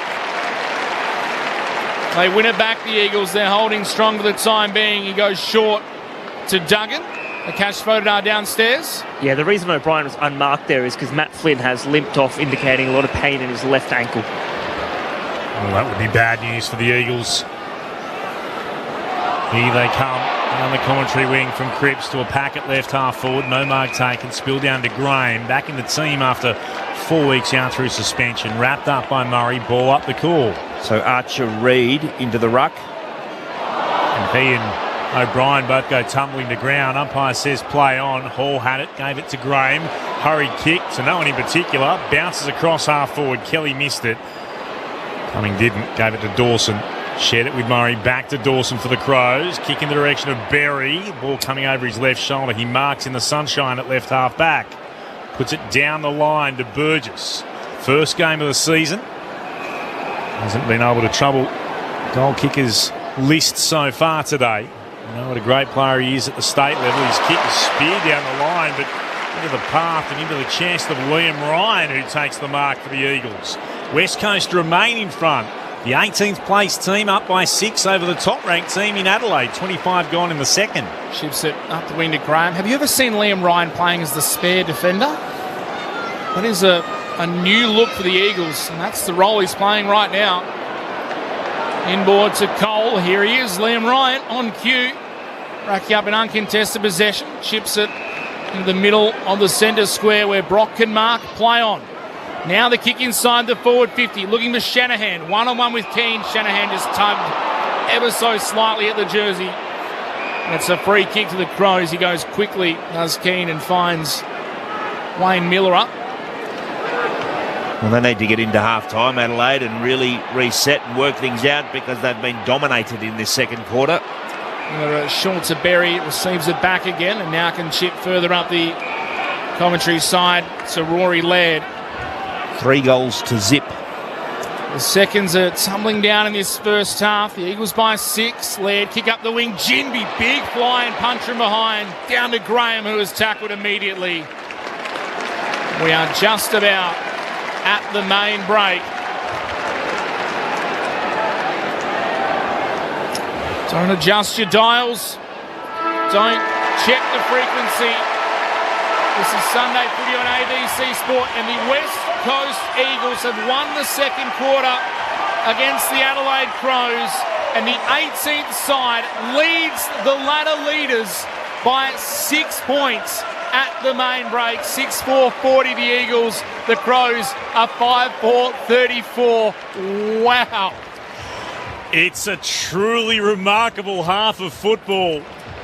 The Eagles embarrassed by Melbourne last week up against the Crows, who beat one of the other top 9 teams in Hawthorn. Adelaide have won their past 6. The Eagles have lost their past 10, but it's those in blue and gold who lead at the major break. Job Shanahan's got 2, could probably have 3. The other goal kickers for West Coast, Ryan, Baker, Cripps and Chesser. While for Adelaide, 2 goals to Pedlar, singles to Keys, to Dawson and to Peatling. I kid you not, the Eagles are in front. They are up and about, and they're getting a standing ovation here at Perth Stadium. Smaller crowd than usual, but those that have decided to stick fat, they're being rewarded for their faith with a half-time lead. West Coast 6-4-40, Adelaide 5-4-34. Just checking those other scores for you again if you've just joined us earlier today. GWS by 54 over North, and the Western Bulldogs beat Melbourne by 6 points. So the Bulldogs, they keep themselves in the race for the finals. What on earth is going on here?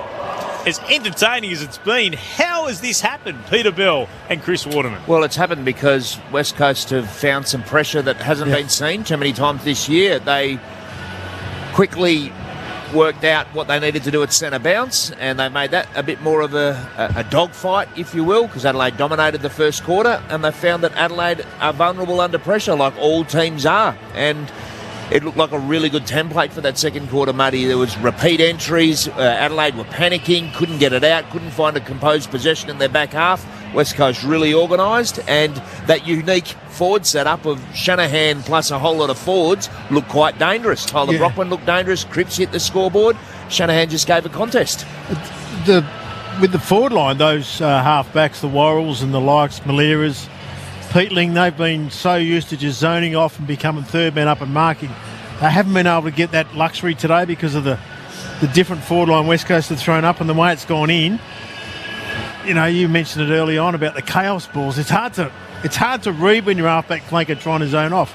So you've got to be a bit closer to your man, and they've had to basically man up. But it's not anything to do with, I mean, the West Coast skill level's been better, but all the things that don't require skill have got West Coast in this game. It's the pressure, the harassing, the tackling, the making sure they're in the game, just getting a fist into a marking contest. They are just effort-based things in football. And I've liked, there seems to be, because of that more unique forward setup they have, they've been a bit more thoughtful with their entries. They've held it up. They haven't bombed it in, which would be stupid to do that, but they've waited for some of their forwards to present. And I mentioned Brockman, he's come back at the kicker a few times, and that looks quite dangerous. And also, just they've lifted overall, particularly around contest, pressure.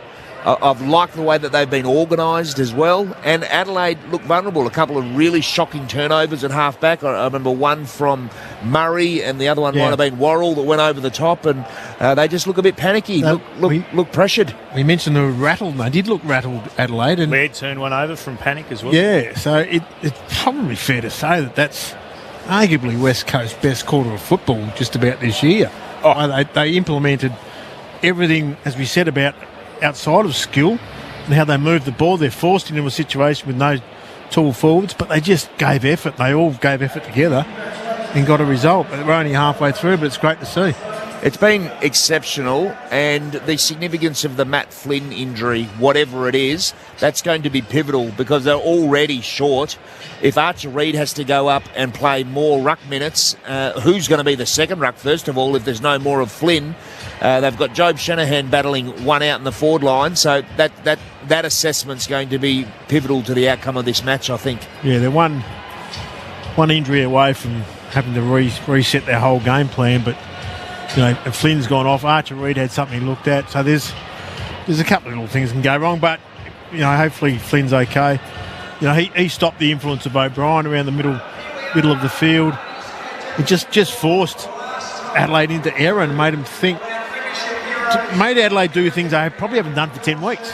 And I liked a couple of things Tom McCarthy did while he was on good ball.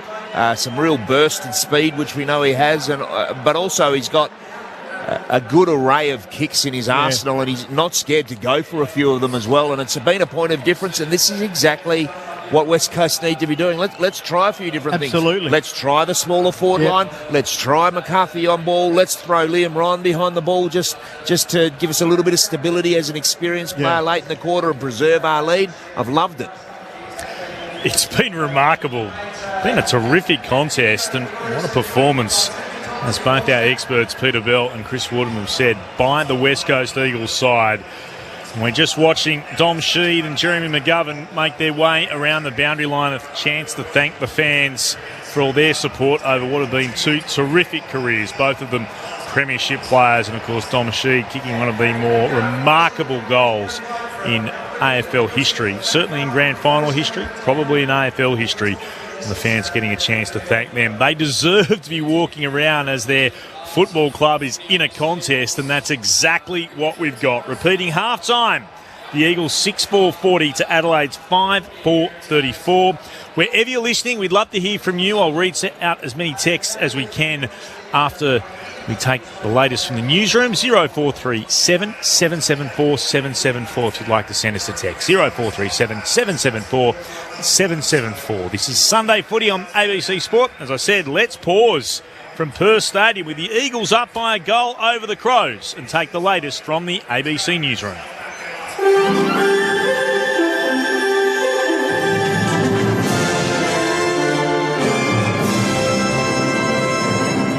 ABC News with David Rowlands. The federal government and the opposition have warned that Israel could be in breach of international law if it follows through on threats to take over Gaza. Israel's security cabinet approved a plan for a full takeover of the coastal enclave in a major escalation of the conflict. Australia has signed a joint letter with other like-minded nations rejecting the plan and warning that it will aggravate the catastrophic humanitarian situation there. Shadow Home Affairs Minister Andrew Hastie has told Sky that Israel's plan could be in breach of international law. I think that's possible. I'm not an international lawyer. I think it's a very risky proposition for a number of reasons. I think it's incredibly complex from a military perspective. A Ukrainian MP says any ceasefire deal with Russia would have to be ratified by Ukraine's parliament under the country's constitution. It comes as US President Donald Trump prepares to meet with Russian leader Vladimir Putin in Alaska. Trump has indicated a potential ceasefire deal will involve swapping some territory, something that Ukrainian President Volodymyr Zelensky has ruled out. Ukrainian MP Alexandra Ustinova says that Ukraine's parliament won't agree to handing over territory to Russia.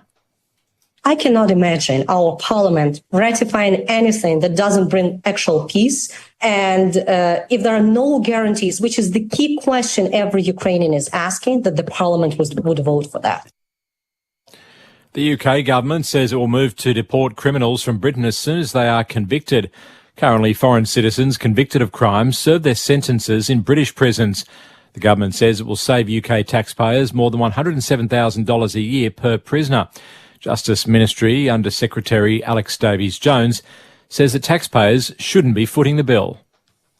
This will be done, as is always done regarding deportations. We're just doing this quicker. These criminals would have been deported anyway. They would have been done at 50% of their sentence. We think that's wrong, that the taxpayer is funding any of that at all. They should be deported immediately, and we're bringing that forward, and we are sending them back as they would have been done anyway. The Tasmanian Labor opposition says it will appoint independent Upper House member Ruth Forrest as Treasurer if the party can form minority government. Labor says a motion of no confidence will be moved in the Liberal government when Parliament resumes on the 19th of August, following the recent state election. Ahead of the vote, both major parties have been trying to garner the support of crossbenchers who have identified budget repair as one of their priorities. Ruth Forrest, who would remain as an independent in the role, says a new approach is needed to tackle the state's fiscal challenges. That's why it's really important to have a change, to actually uncover what needs to be uncovered and start on that really long and difficult task that will be budget repair. But I feel really optimistic. I think this is an opportunity that we should take to do things differently, to listen to all the voices, have all the people in the room. In June, the state's Treasury Department found that Tasmania was heading for $13 billion worth of debt by the year 2028. The Victorian government is changing planning rules so property owners can get approvals for the construction of homes on small lots of land much faster. Minister Sonia Kilkenny says the new single house code will remove red tape for owners wanting to build single homes and small dwellings on lots sized under 300 square metres. She says it's one of a number of levers the government is introducing to help the state reach its target of 800,000 new homes within a decade. We are really trying to reform the system to make sure that we're making it easier to get more homes, all types of homes, every type of home in all kinds of places across Victoria, so Victorians can find that place to call home where they want to live.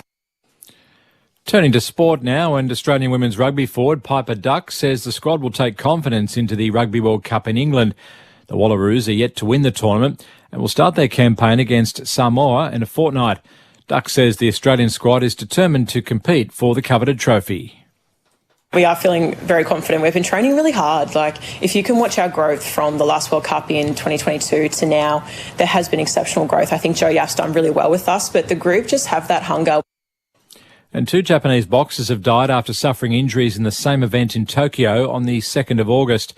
Shigetoshi Katari collapsed after his bout and underwent brain surgery for a subdural hematoma. A day later, lightweight Hiromasa Yurikawa also died after suffering a brain injury in his knockout defeat. That brings you up to date with the latest ABC News. Get your footy fix live and ad-free with the ABC Listen app. Whatever footy you're after, we've got you covered.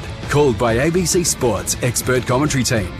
ABC Sports coverage of the footy on the ABC Listen app.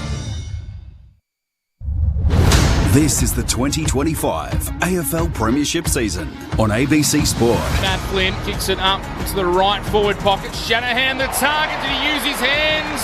Umpire says it's all good. Shanahan takes the mark and will have the set shot from a tight angle just inside the 50 at right half forward. So here is Job Shanahan. Set shot is a thing of beauty. Shanahan gets his second goal and the Eagles strike first in the second quarter, much like they did in the first. Tap down from the restart. Kelly through traffic. Handball to Ryan, who drops the knees and draws the high tackle. Liam Ryan will get it. The Crows aren't happy. He'll have the set shot from 35, 40 metres out. Tight angle to the right. Liam Ryan, set shot to bring the Eagles back within 2 points. What is happening at Perth Stadium? Flynn taps it down. Hewitt just got a handball away. Worrell there for the Crows. Gets it to Berry. Through the ball. Wasn't a legal handball. Free kick West Coast. It's going to go to Jamie Cripps. And they are rattled at the moment, Adelaide. One of 4 members of the 2018 Premiership side still out there for the Eagles. Jamie Cripps sends it through. And 20 minutes into the second term, the Eagles are in front. This is ABC Sports coverage of the AFL. On your radio. ABC Sport Digital. And on the ABC Listen app. Great to have you with us wherever you're listening here at Perth Stadium, and it's been quite a remarkable opening term. Having a look around the ground, people simply can't believe it. West Coast are in front and they're enjoying it as well. Fiona sends us a text on our text line 0437 774 774. I like it. Hey Clint, maybe West Coast don't need Harley Reid. Well, imagine what could be happening if he was out there. That's not bad at all. 5 frees to Adelaide inside their forward 50, 2 goals, 2, responds another one of our correspondents. They certainly did get a little bit of help in that respect early doors, the Adelaide Crows. As we welcome our listeners who are joining us from the MCG, coming across to Perth Stadium, I'm sure you've been given an update on the score, but you're not in bizarro world. The Eagles are in front of the Crows. West Coast, bottom of the ladder, 1 win in 2025. Lead Adelaide, top of the ladder, 15 wins from their 20 games, and they lead them by a goal, 6-4-40 to Adelaide's 5-4-34. The Crows led by 13 points at quarter time, but the second term belonged to West Coast. The goal kickers look like this. Job Shanahan has 3. Campbell Chester with 1, Jamie Cripps with 1, Liam Baker with 1, Liam Ryan with 1. For Adelaide, Luke Pedler's got a couple, Jordan Dawson with 1, James Peatling with 1, and Ben Keys with 1 as well. West Coast will have a look at their numbers alongside the Crows in just a moment with Mitch Turner, but it has been an incredibly impressive performance. Their desperation, their desire to tackle and put pressure on the Crows has made an enormous difference. Clint Wilden with you, Mitch Turner's alongside me. Our experts will hear more from them in just a moment. Dual premiership players both in Chris Waterman and Peter Bell. But Mitch, as the Crows return to the fields here in the West, what do the other numbers tell us? Some of the team numbers first, Clint. Contested possessions, 67 to 60 the way of the Adelaide Crows. The inside 50s, the Eagles have edged ahead after they trailed 14 to 5 at quarter time. They are now ahead at 21 to 20. So a massive turnaround for West Coast in that quarter. The hit-outs favouring the Crows 26 to 12. The clearances Adelaide's way as well, 17 to 16. The Eagles lead the tackle count 35 to 31. Individually, Tim Kelly is the leading disposal getter on the ground. He has 14 for West Coast. Tom McCarthy in the midfield today. He has 13. Brady Hoff with 11. Jack Graham, 9. And Liam Duggan also with 9 touches in the game. 200 for the Crows. Rory Laird has 13 disposals. Wayne Miller has 12. So too does Isaac Cumming. And the skipper, Jordan Dawson. And Jake Saligo has 11 disposals. So they are the key stats so far between these two sides. The one that matters most is the score, and it's 6-4-40 West Coast. It's 5-4-34 Adelaide. As I mentioned before, the Crows were 18-2 in second quarters this year. The Eagles edged ahead in that second term, so they are now 18-3 in second terms. Looking at the third quarter, they're 11-9. It's their worst quarter, Adelaide. If that gives you any solace as an Eagles fan, that you might be able to hold on for a bit longer. Yeah, true. But the Eagles have only won 3 third terms. So I was skipping that bit. Sorry. It's being positive. Sorry. Just being pragmatic. It's been a remarkable game. Good news for the Eagles, although he's not moving, I would say, with the smoothest you'd like, is that Matt Flynn is out there. There was a real question mark on his fitness as we headed towards half-time. Chris Waterman, Peter Bell. So's Archer Reid. And Jobe Shanahan's there, which we were hoping for. So one of those goes down. It's not curtains, but it just, because they've gone in undersized, mainly through lack of cattle available, and they've done well so far. So we need Flynn and Archer Reid to hang in for this whole game. So it has been interesting for those who've just joined us, where West Coast have really had Jobe Shanahan, who's kicked 2 and should have kicked 3, playing as their deep forward, and have surrounded him with smalls, and it's worked really well for them. Liam Ryan has been playing as the loose defender. That's not something that we expected to see, even though he has kicked a goal, but that's been super effective as well.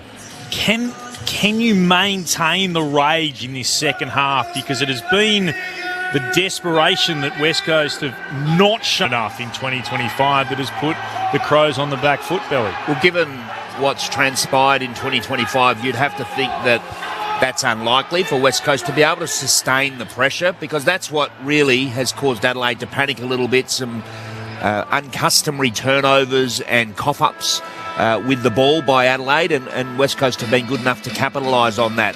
That's not to say that it's impossible. Anything's possible. They're farewelling a couple of champions today, and Liam Duggan's playing his 200th game. It'll be really interesting to see how Adelaide play this, whether they make any adjustments. And one thing that I was thinking that they might do is play a little bit more in a straighter line against West Coast. They've been trying to make the ground really, really big, and their skill level today hasn't been up for it, Adelaide. Could they take on the contest a bit more, play a bit straighter, and try and put West Coast defenders under a bit more pressure? So far, they've held up really well. I see Chase Jones is down here on a wing, so they've made a substitution. I think it may be Peatling, I'm not sure. Peatling, I think we'll get that confirmed by a cash down there on the boundary, but I think it's Peatling, yeah. Peatling was the question mark, and he came off just before half-time. So you would assume that that's the case. When the cash gets back into position, we'll sort that out for you. But the Eagles have the lead. Bottom of the ladder against top. And it's the 18th place side who leads by 6 points as we get this third term underway. Mitch Turner for you on ABC Sport. Ball in the middle, O'Brien v Flynn. O'Brien won the tap down. Curtin, he's starting at the centre bounce. Wins it straight to the sub in Jones. Pushed off his kick by Chesser. Back to the Eagles. Baker to Kelly. Dispossessed, holding the ball. As Baker applies a late tackle. It's a free kick to Rankin. Curtin's moved on ball. It is Peatling who is out with a corked thigh, according to the Crows. That's Jones Rankin's fourth possession, sorry Mitch, only, so almost non-existent in the first half. Rankin sends it inside the forward 50. Neil Bullen crumbs and tries to dribble it through from the tightest of angles in the pocket. It's knocked through by West Coast, a minor score. 5-5-35 the Crows, 6-4-40 the Eagles. Less than a minute played in the third term. Sunday footy on ABC Sport. McCarthy has to shield his eyes from the sun. The Eagles who go on a run in the right back pocket. Kicks beyond defensive 50. Archer Reid front position. Got hands to it. Spilled down to Davis. Worked it out to Flynn. Clever tap on towards Kelly. Was able to get a kick away despite pressure being applied. Worked it towards right half forward. Miller got there first. Broke a tackle. Found led. Back to Miller by hand. Not a great hand pass. Tapped down by Shanahan, but to no one in particular. Keane picked it up off the deck. Thumped away though by Murray. Came to Davis. Kicks it towards goal. It's bouncing through. He's got his first goal in AFL football. Hamish Davis, the 19-year-old, stretches the Eagles' lead out to 5 points. And they come from everywhere to celebrate with the young man. There is a mixture of disbelief and pure joy at Perth Stadium. It's hard to describe. The Eagles fans, they're just rejoicing in every moment with their team after 2 minutes of the third, leading 7-4-46 to 5-5-35 over, and I'll say it again, the ladder leading Crows. Perceived pressure, Muddy. Cough up handball from Miller, then Worrell just chose to punch. How about just take the ball and absorb the pressure? Don't just relay it onto someone else. Spoke about how West Coast going to come out after half time. We forgot about Adelaide. They've come out exactly the same. What a moment for Hamish Davis. His first AFL goal. And here go the Eagles again. Flynn takes it out of the ruck. Kicks it towards half forward. Ryan gathers. Spearing kicks. Too hot for Cripps. Comes to Archer Reid though. He handballs the Cripps who's pushed off his kick. But it falls into the path of Job Shanahan. He's down, Cripps. He looks sore. I reckon he just kicked someone else's leg as he was actually kicking the ball. That's what I'd guess, but he's in a bit of pain. But the actual kick ended up being an effective one. He might have caught one to the head accidentally. So Laird's come in late and just got him with the shoulder. Yeah, you're right. Job Shanahan, though, what a game he is playing. From the left forward pocket, a chance for a third goal. Shanahan delivers. The Eagles have kicked 6 unanswered goals. And they lead by 17 points. The Crows are shell-shocked in the West. 8-4-52 West Coast, 5-5-35 Adelaide. Shanahan has 3. Our experts for ABC Sport, Premiership players Chris Waterman and Peter Bell. Well, I'm in front with the sweepstakes, I know that much. Well, this is remarkable. You'd have to think that Matthew Nicks would be scratching his head up there, Billy. Well, they have been so consistent all year. Yeah. No surprise, given that they were sitting on top of the ladder coming into this match, but just they've rarely played a bad quarter, and West Coast have forced them into a bad quarter and a bit, nearing a half now. The bottom team. We're all waiting for this to turn, but it hasn't yet. Hear that roar around Perth Stadium. And it's Flynn who wins it down, but it's straight to Dawson, the Crows captain. What's he got? Kicking long inside forward 50. Thilthorpe almost the mark. Spilled out, tap forward by Burgess, back to Thilthorpe, got taken high. Umpire says play on. Jinby mopping it up to Hoff in his defensive goal square to Chesser. Under pressure, happy to take it across the boundary line for a throw-in. Thilthorpe remains down. A cash photo downstairs. Yeah, he grabbed his head immediately from that contest, Thilthorpe, and he doesn't look at a good way. He's still rolling around on the ground. I think the umpire's going to delay this boundary throw-in as well while he gets attended to.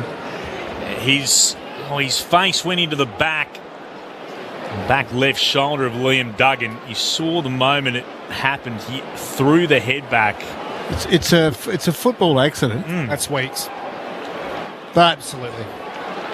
Didn't contest the ball. He just bumped him. He'll be fine, I think. Matthew Nixby's hit up going, what is going wrong today? So you're saying that the way that Duggan went in, he's turned into Thilthorpe, and you think he'll get weeks for that? Yeah. Judged on the what we've seen so far this season. He's not in a good way as he comes off. He's still holding the shoulder, neck. Head, yeah. Yeah, maybe the way that was the jarring impact of the collision. We'll have another look at it in a moment. Thrown back into play, and we'll tell you what we see. Thilthorpe's still downstairs. It's been locked in. It's inside the Crows' forward 50. Put up, one down by Flynn. Nicely taken by Chesser for the Eagles. Right back pocket to Hewitt. Kicked the way of Davis, who's worked that pretty well. Running by and receiving the hand pass Kelly, but that's a poor kick. Might be an okay bounce, though.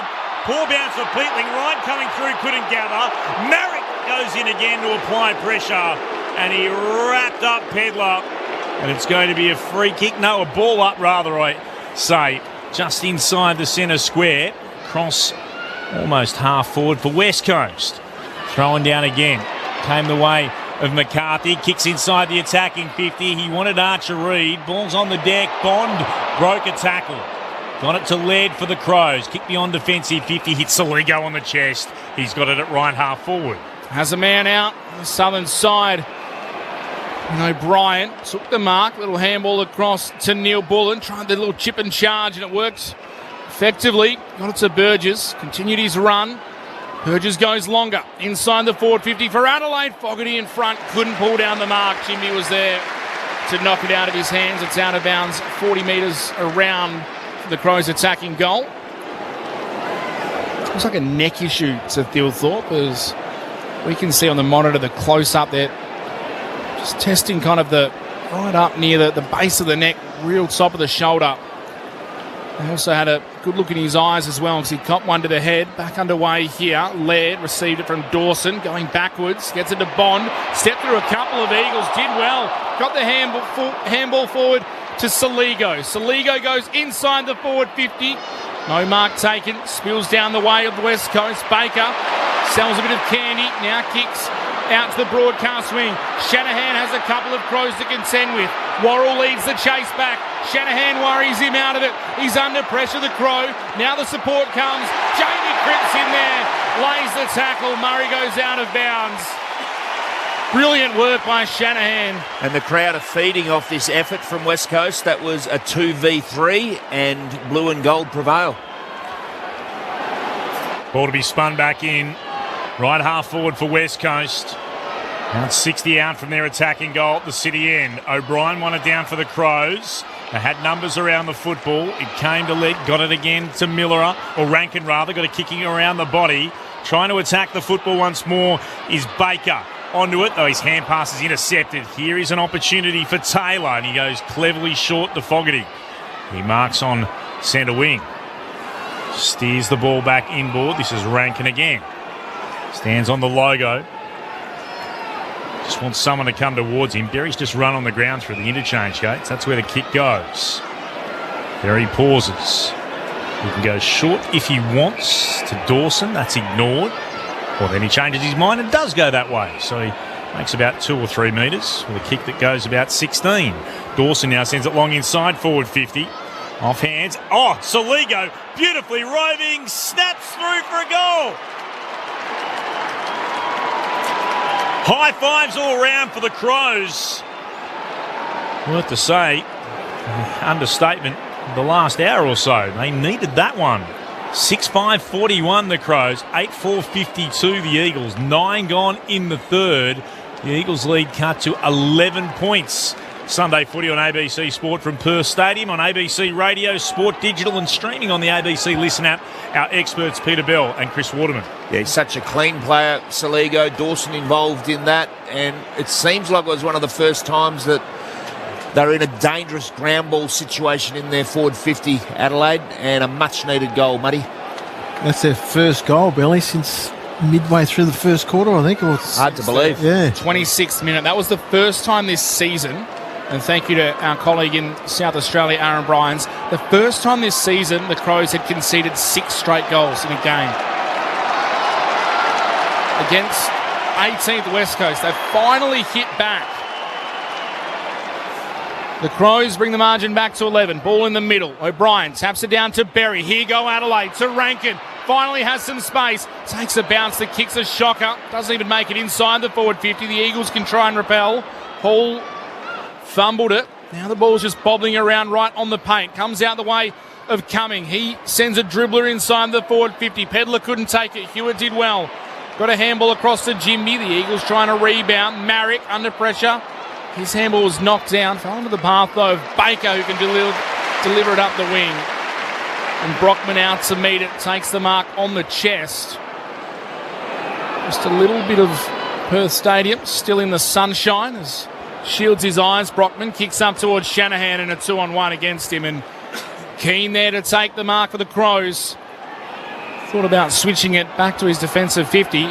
Now he's called to play on. Caught napping. Oh, Liam Ryan snuck up on him and missed the tackle. Couldn't stick it. The Crows get out of danger for the time being. A little smother in there from West Coast. Knocked it down to Murray. Booming kick up towards half forward. Off hands. O'Brien to Taylor. Inside 50. Saligo running back. Gathers in front of Jimby. Tackle. Dumps. Free kick. Dangerous tackle. They're not enjoying that decision, the local crowd, but I think he just got a bit carried away, Ruben. He's a powerful guy, and maybe Saligo was smart enough to go floppy enough to exaggerate the look of the tackle, but the sling component was definitely there, or the dumping action, not the sling. Jake Saligo has it. Tucked up in the right forward pocket. He goes with the snap on the left boot. He bellies it. Goes to the top of the square. Big fist from Brock. Falls to Hall. He is tackled. The umpire will ball it up 20 metres out from the Crows attacking goal. They're not happy, the locals. They sense the remarkable. They don't want it stolen away as O'Brien won it down to Berry.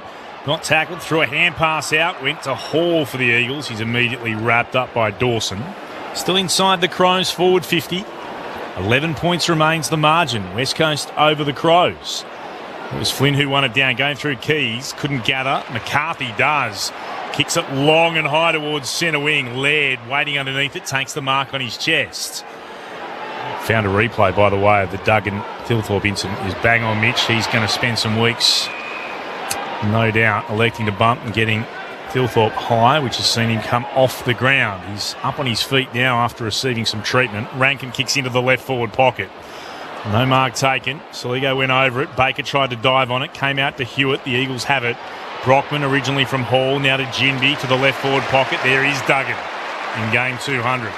Kicks beyond defensive 50 to Marrick. And they've escaped the Crows forward 50, the Eagles. Marrick will have to shield his eyes from the setting sun. He's looking to the city end of Perth Stadium, to the right of our broadcast position. The kick is down the line, had too much on it. Over the top of Shanahan. Back there was Hinge, worked it forward to Murray. Moving it again to Berry. Now to Taylor, sweeping it forward once more. Oh, Bond! He read himself into trouble. Wrapped up by Cole. And he wins the free kick for holding the ball. The Eagles by 11 points, 14 gone in the third. Trouble here. Cole tried to move it on, wrapped up by Isaac Cumming. And that's the free kick that he had. He's given it straight back. The Crows will have it at right half forward. Said he stepped off his line, Tom Cole. I'm not sure he really moved much at all. Free kick, though, to the Crows. They go inside the forward 50 in front. Bazzo dropped it for West Coast. Allows the Crows back into it. Fogarty trying to break through a couple of Eagles. He can't. It's going to be balled up 40 metres out. Adelaide kicked the last goal of the game. It was 6 in a row to the Eagles before that. Ball tossed up. O'Brien tapped it straight to the Eagles. Davis, clearing kick, looking for Shanahan. Kick was a bit too hot. Slips off hands. He goes back in, trying to knock it to a teammate. Murray coming through. He gathers. Tackled as he kicked. Out towards Rankin. It bounces away from him. The boundary line wins out, and the Eagles with a half cheer for insufficient intent. And Cash Vodadar is downstairs. Good news for Adelaide. Riley Thilthorpe is going to come back on the ground. They did some treatment on his neck and they did a HIA as well, and he's passed all the tests and will be back on soon. Hasn't kicked a goal today. Riley Thilthorpe might have some still left in him from the restart. Kelly gathers for West Coast. Quick kick forward into the centre square. Pushed off, it was Bond. Gathering is Davis. Somehow got a handball out to Brockman. Here go the Eagles. McCarthy has a runner in Baker. Running through the centre square. Looking for Cripps inside the forward 50. It gets past Worrell. Cripps gathers, snaps. Going back, unable to take the mark is Shanahan. Steps inside Keane and then is knocked out of bounds.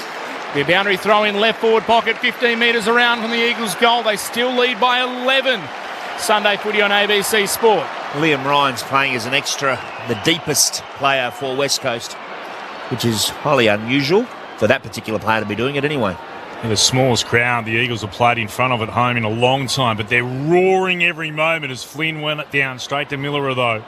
Got it to the Crows captain in Dawson. Kicks beyond defensive 50. Jimby's back there, though, for West Coast. Looks to measure the kick in the direction of Hall. He couldn't mark. McCarthy gathered. Turns it straight over. Rankin tapping it down. Opportunity for Saligo to go beyond defensive 50. Ball bounces the way of Ryan. Ryan for the Eagles back inside the forward 50. Keane at the back gathered it. Gave it to O'Brien for the Crows. Hand pass to Miller up. Hand pass right back again. Morrell sends it beyond defensive 50. Good mark underneath it. Arms as high as they could go. Taylor dragged it in. And then he looks to flare it out towards the northern wing to Dawson, who again continue to move it on. The sub is on in Jones, and he marks. Peatling, by the way, it's official. He's off. The substitute made by the Crows. The Eagles still with a chance to make theirs. Matt Owies on the bench for them. Jones kicks up towards half forward for Adelaide. The Eagles win it back. Bazzo to Ryan. Back to Bazzo. Ball still in play. Cole slammed out of bounds by Dan Curtin. Ball will be tossed in front of the players' race down here on the commentary side of Perth Stadium. Attacking side of the wing for the Crows. Shallow throw in. Archer Reid in the ruck got to the front. Tapped it down to Kelly for the Eagles. A quick snap around the body. Bouncing towards the boundary line. Keane there to see it over alongside Shanahan. He wanted an insufficient intent, but umpire said the players were close enough to the area. Ball will be spun back in. Thilthorpe in the ruck. Back on the ground after that knock from Liam Duggan. Taps it down towards Keys, and now Rankin is taken high. He's just going to take a moment here, Isaac Rankin. He puts the ball down, standing on the commentary wing, and getting booed from the crowd. Not sure that's warranted. Genuine high tackle as he tried to break through the pack. Here is Isaac Rankin. Now he can go. Kicks it inside the forward 50. Jinby flew high from the back. Couldn't take the mark. Neil Bullen couldn't quite gather before the boundary line came. And we'll reset once more with another boundary throw in. Just outside attacking 50. Left half forward for the Adelaide Crows. Umpire spins the ball back over his head. Archer Reid in front of Thilthorpe, tapped it down. Thilthorpe did the roving though. Snap inside 50, punched away from Keys. Coming through Rankin, he couldn't gather. Then became tackler on Baker, who couldn't get rid of it legally. Free kick paid. Rankin took the advantage. He got caught. And they are still out of sorts, the Crows. Coming through as Murray, he was tackled or hinge and ball it up, but they are completely out of sorts, Adelaide. Thilthorpe taps it forward, comes back to him, and now he is tackled by a couple of Eagles right on the paint of 50. Almost a true centre-half forward position. Thilthorpe gets a hand on this one. Curtin taps it forward. Duggan there to meet it. Took on the tackler, didn't get rid of it legally. Taylor did the tackling. Duggan didn't quite get the fist through as he tried to swing the handball out. And the Crows will be rewarded. Zach Taylor will have the set shot. See Rankin coming to the bench with the trainer. Hopefully he is okay. Cash Vodadar will keep an eye on him. Yeah, it was the right call. It was a terrific tackle from young Taylor. I've been impressed with his vigour and also just looks a really neat player. 10 touches so far today for Zach Taylor. He's had a cider at the goals to make it count. To pull the margin back within a straight kick, Zach Taylor. That's a lovely looking set shot. The Crows back within a kick here at Perth Stadium. The margin's back to 5 points, 7-5-47. West Coast are 8-4-52. The margin is 5, 20 minutes played in the third. Mitch Turner alongside Clint Wheeldon, our experts for ABC Sport Premiership players Chris Waterman and Peter Bell. Well, Adelaide have used their sub and they nearly lost one in Tilthorpe. He's made it back on. So they've got Owies to come into the game. You know, Goss is probably the one, Belly, but it's the type of game you just want to leave the kid in and experience it. But they have got the fresh legs to come in, West Coast. So I'm assuming that Owies may come in the next 10 minutes, whether it's before three-quarter time. But, yeah, Adelaide have come out very much the same, but that was the goal they needed to just try and claw back into the game. Rankin's had an influence, very quiet first half. Has. He's had 7 in this quarter, having a rest now.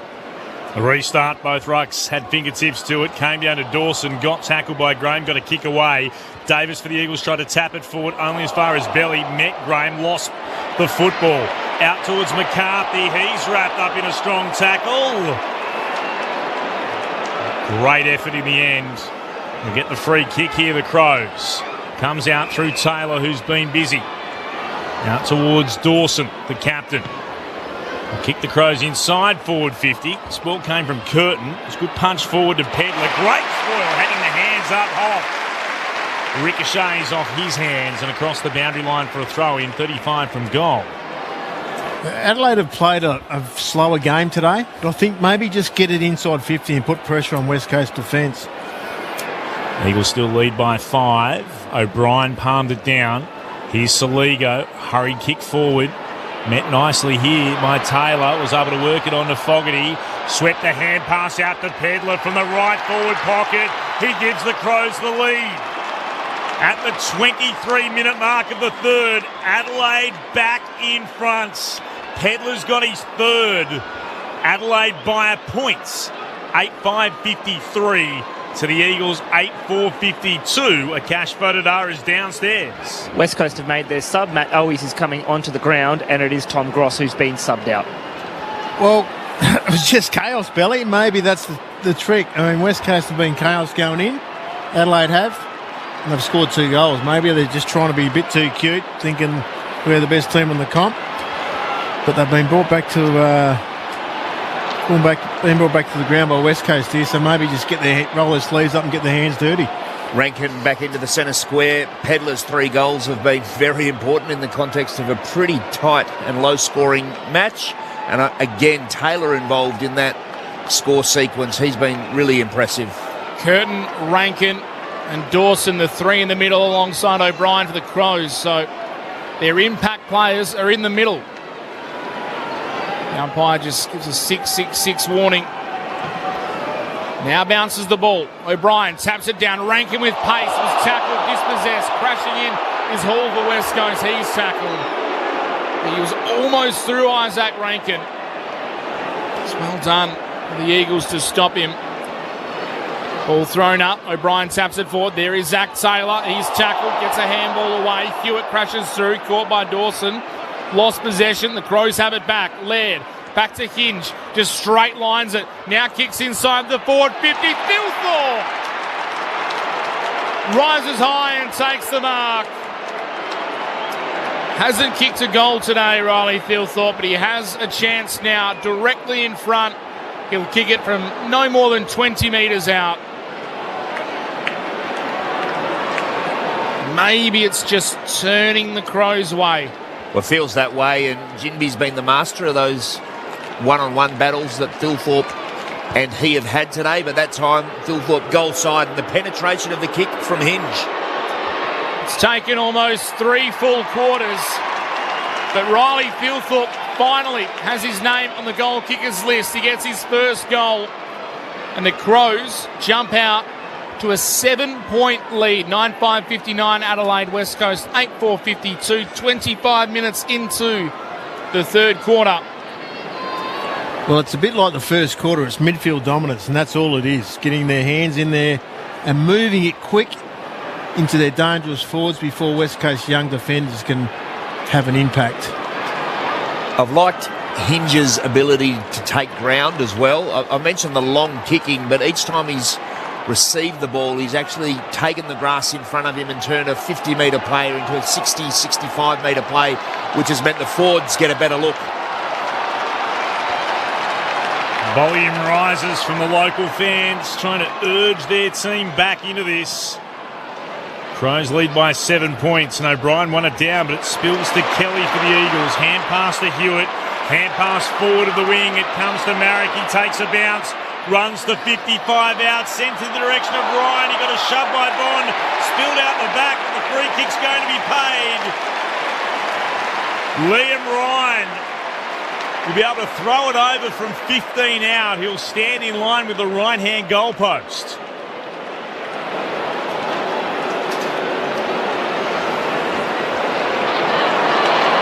Made sure the umpire saw it. Yeah, used all his experience. Yeah. The push was probably there, the shepherd, if you like, but he's very good at making sure the umpires all get a good glimpse of it. He knew it was coming, so he just played into it. It was his only trick he had. He's got one today, Liam Ryan. He's got his second. And at the 27-minute mark of the third, we're back to a 1-point ball game. Crows still in front here on ABC Sport. Adelaide 9-5-59. Ryan puts the Eagles to 9-4-58 with his second goal. Good to have you with us. ABC Radio, Sport Digital, and of course streaming on the ABC Listen app. Clint Wilden alongside Mitch Turner in commentary. Our experts, dual premiership players, Chris Waterman and Peter Bell. Interesting role for Liam Ryan today. He's playing deep forward now, but at the end of the second quarter and earlier this quarter, he was a loose man behind the ball. So it's great for Andrew McQualter to have that kind of experience and general footy now at his disposal. And he's played it all pretty well. Yeah, yes. A bit of resilience from the Eagles. Staying in this contest. 18th v first, bottom v top.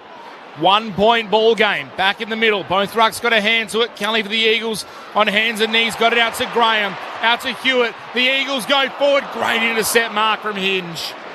Floating across as Reid was on the lead for the Eagles. Takes the mark and can chip it short to centre half back where Rankin gathers and now swings it wide to left half back. The Crows, the full switch on. Hinge now the recipient. He's doing a mountain of work. His kick is a tight one, but it just manages to get to Isaac Cumming before it goes out of bounds. He has the ball in front of the interchange gates. Goes for a little run, does Cumming. Now kicks it up towards left half forward, and Flynn does the bodywork on O'Brien and takes the mark. Disposal number 7 coming up for the Eagles ruckman. Former Giant, Isaac Cumming, a former teammate. Maybe just forgot they'd both changed colours since those days. Flynn's kick up the line is punched away. I'm sure Isaac Cumming has kicked the ball to Matt Flynn at some stage in the past, whether it be on the training truck or on the field, at the showgrounds. I'm sure it's not the first time. Maybe it's the first time in these colours. Ball to be spun back in on the commentary wing. Right beneath our broadcast position. It's Flynn, front position, palmed it down, but Rankin got to it first. Got away from the attempted haul tackle. Kicks out towards Cumming, who hands it on to Dawson. Dawson needs to get rid of it quickly. He does so. Kicks inside forward. Did he get me? Oh, that's a good mark. Just completely ignored any chance of getting hurt and leapt into the air. And then he steps up his line and gets told to play on. Fogarty tries to run him down. It's not a great kick towards left half back and no chance of Chesser dragging it in. But Chimby, no sense of self-preservation at all as he threw himself at that football for a mark just moments ago. Wow, went over the top of his teammate in Brock as he hit the deck solidly too. A mighty task for him today up against Thilthorpe. Put back into play. the back of O'Brien. Worked out okay, though. Rankin had it. Kicks inside 450. Sliding out Burgess. Can't quite get to the drop of it. Brock got it away, though, to Marrick and now to Duggan. Duggan, clever kick. Massages it around the body to Cole at Ryan half-back. Running by Marrick. Receives the football. Takes a bounce.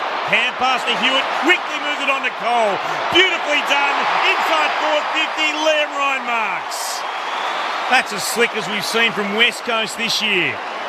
And Ryan will look from 50 out in a 45-degree angle to the right to try and kick his third and give the Eagles back the lead.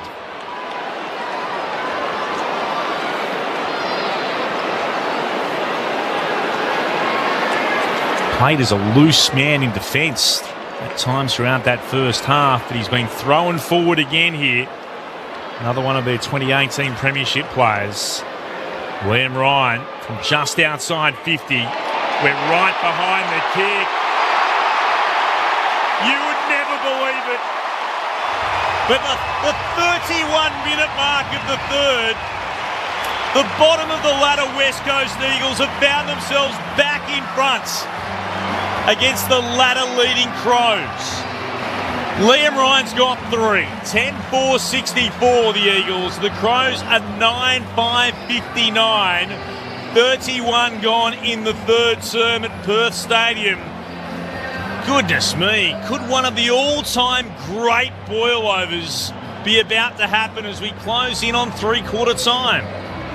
Had a good day, Liam Ryan. Yeah. 3 goals, and we've spoken about his versatility today, and he's been really classy and effective every time he's touched the ball. I think you forget how important Coley and Duggo, they're both premiership players. They just haven't had the cattle around them. They're trying to help a bunch of kids, but when they're at their best, we just saw what they can do for the team. The Eagles well and truly rocking here at Perth Stadium today. Graham went without it from the restart. Crows back onto it. O'Brien just sockers it forward off the deck. Hoff the first one back there for West Coast. Dangerous handball going the wrong way. Philthorpe intercepts. Handballs to Keys. Long kick inside the 50. It's not going to make the distance. Brock gathers the West Coast and kicks out to Marrick, who took the hit under pressure. He's a bit sore and worse for wear. So too is Keys, who got him. Win the free kick at right half back. Didn't think it was a great decision from Keys to go for goal. He had numbers around him. Should have explored more of the numerical advantage by hand.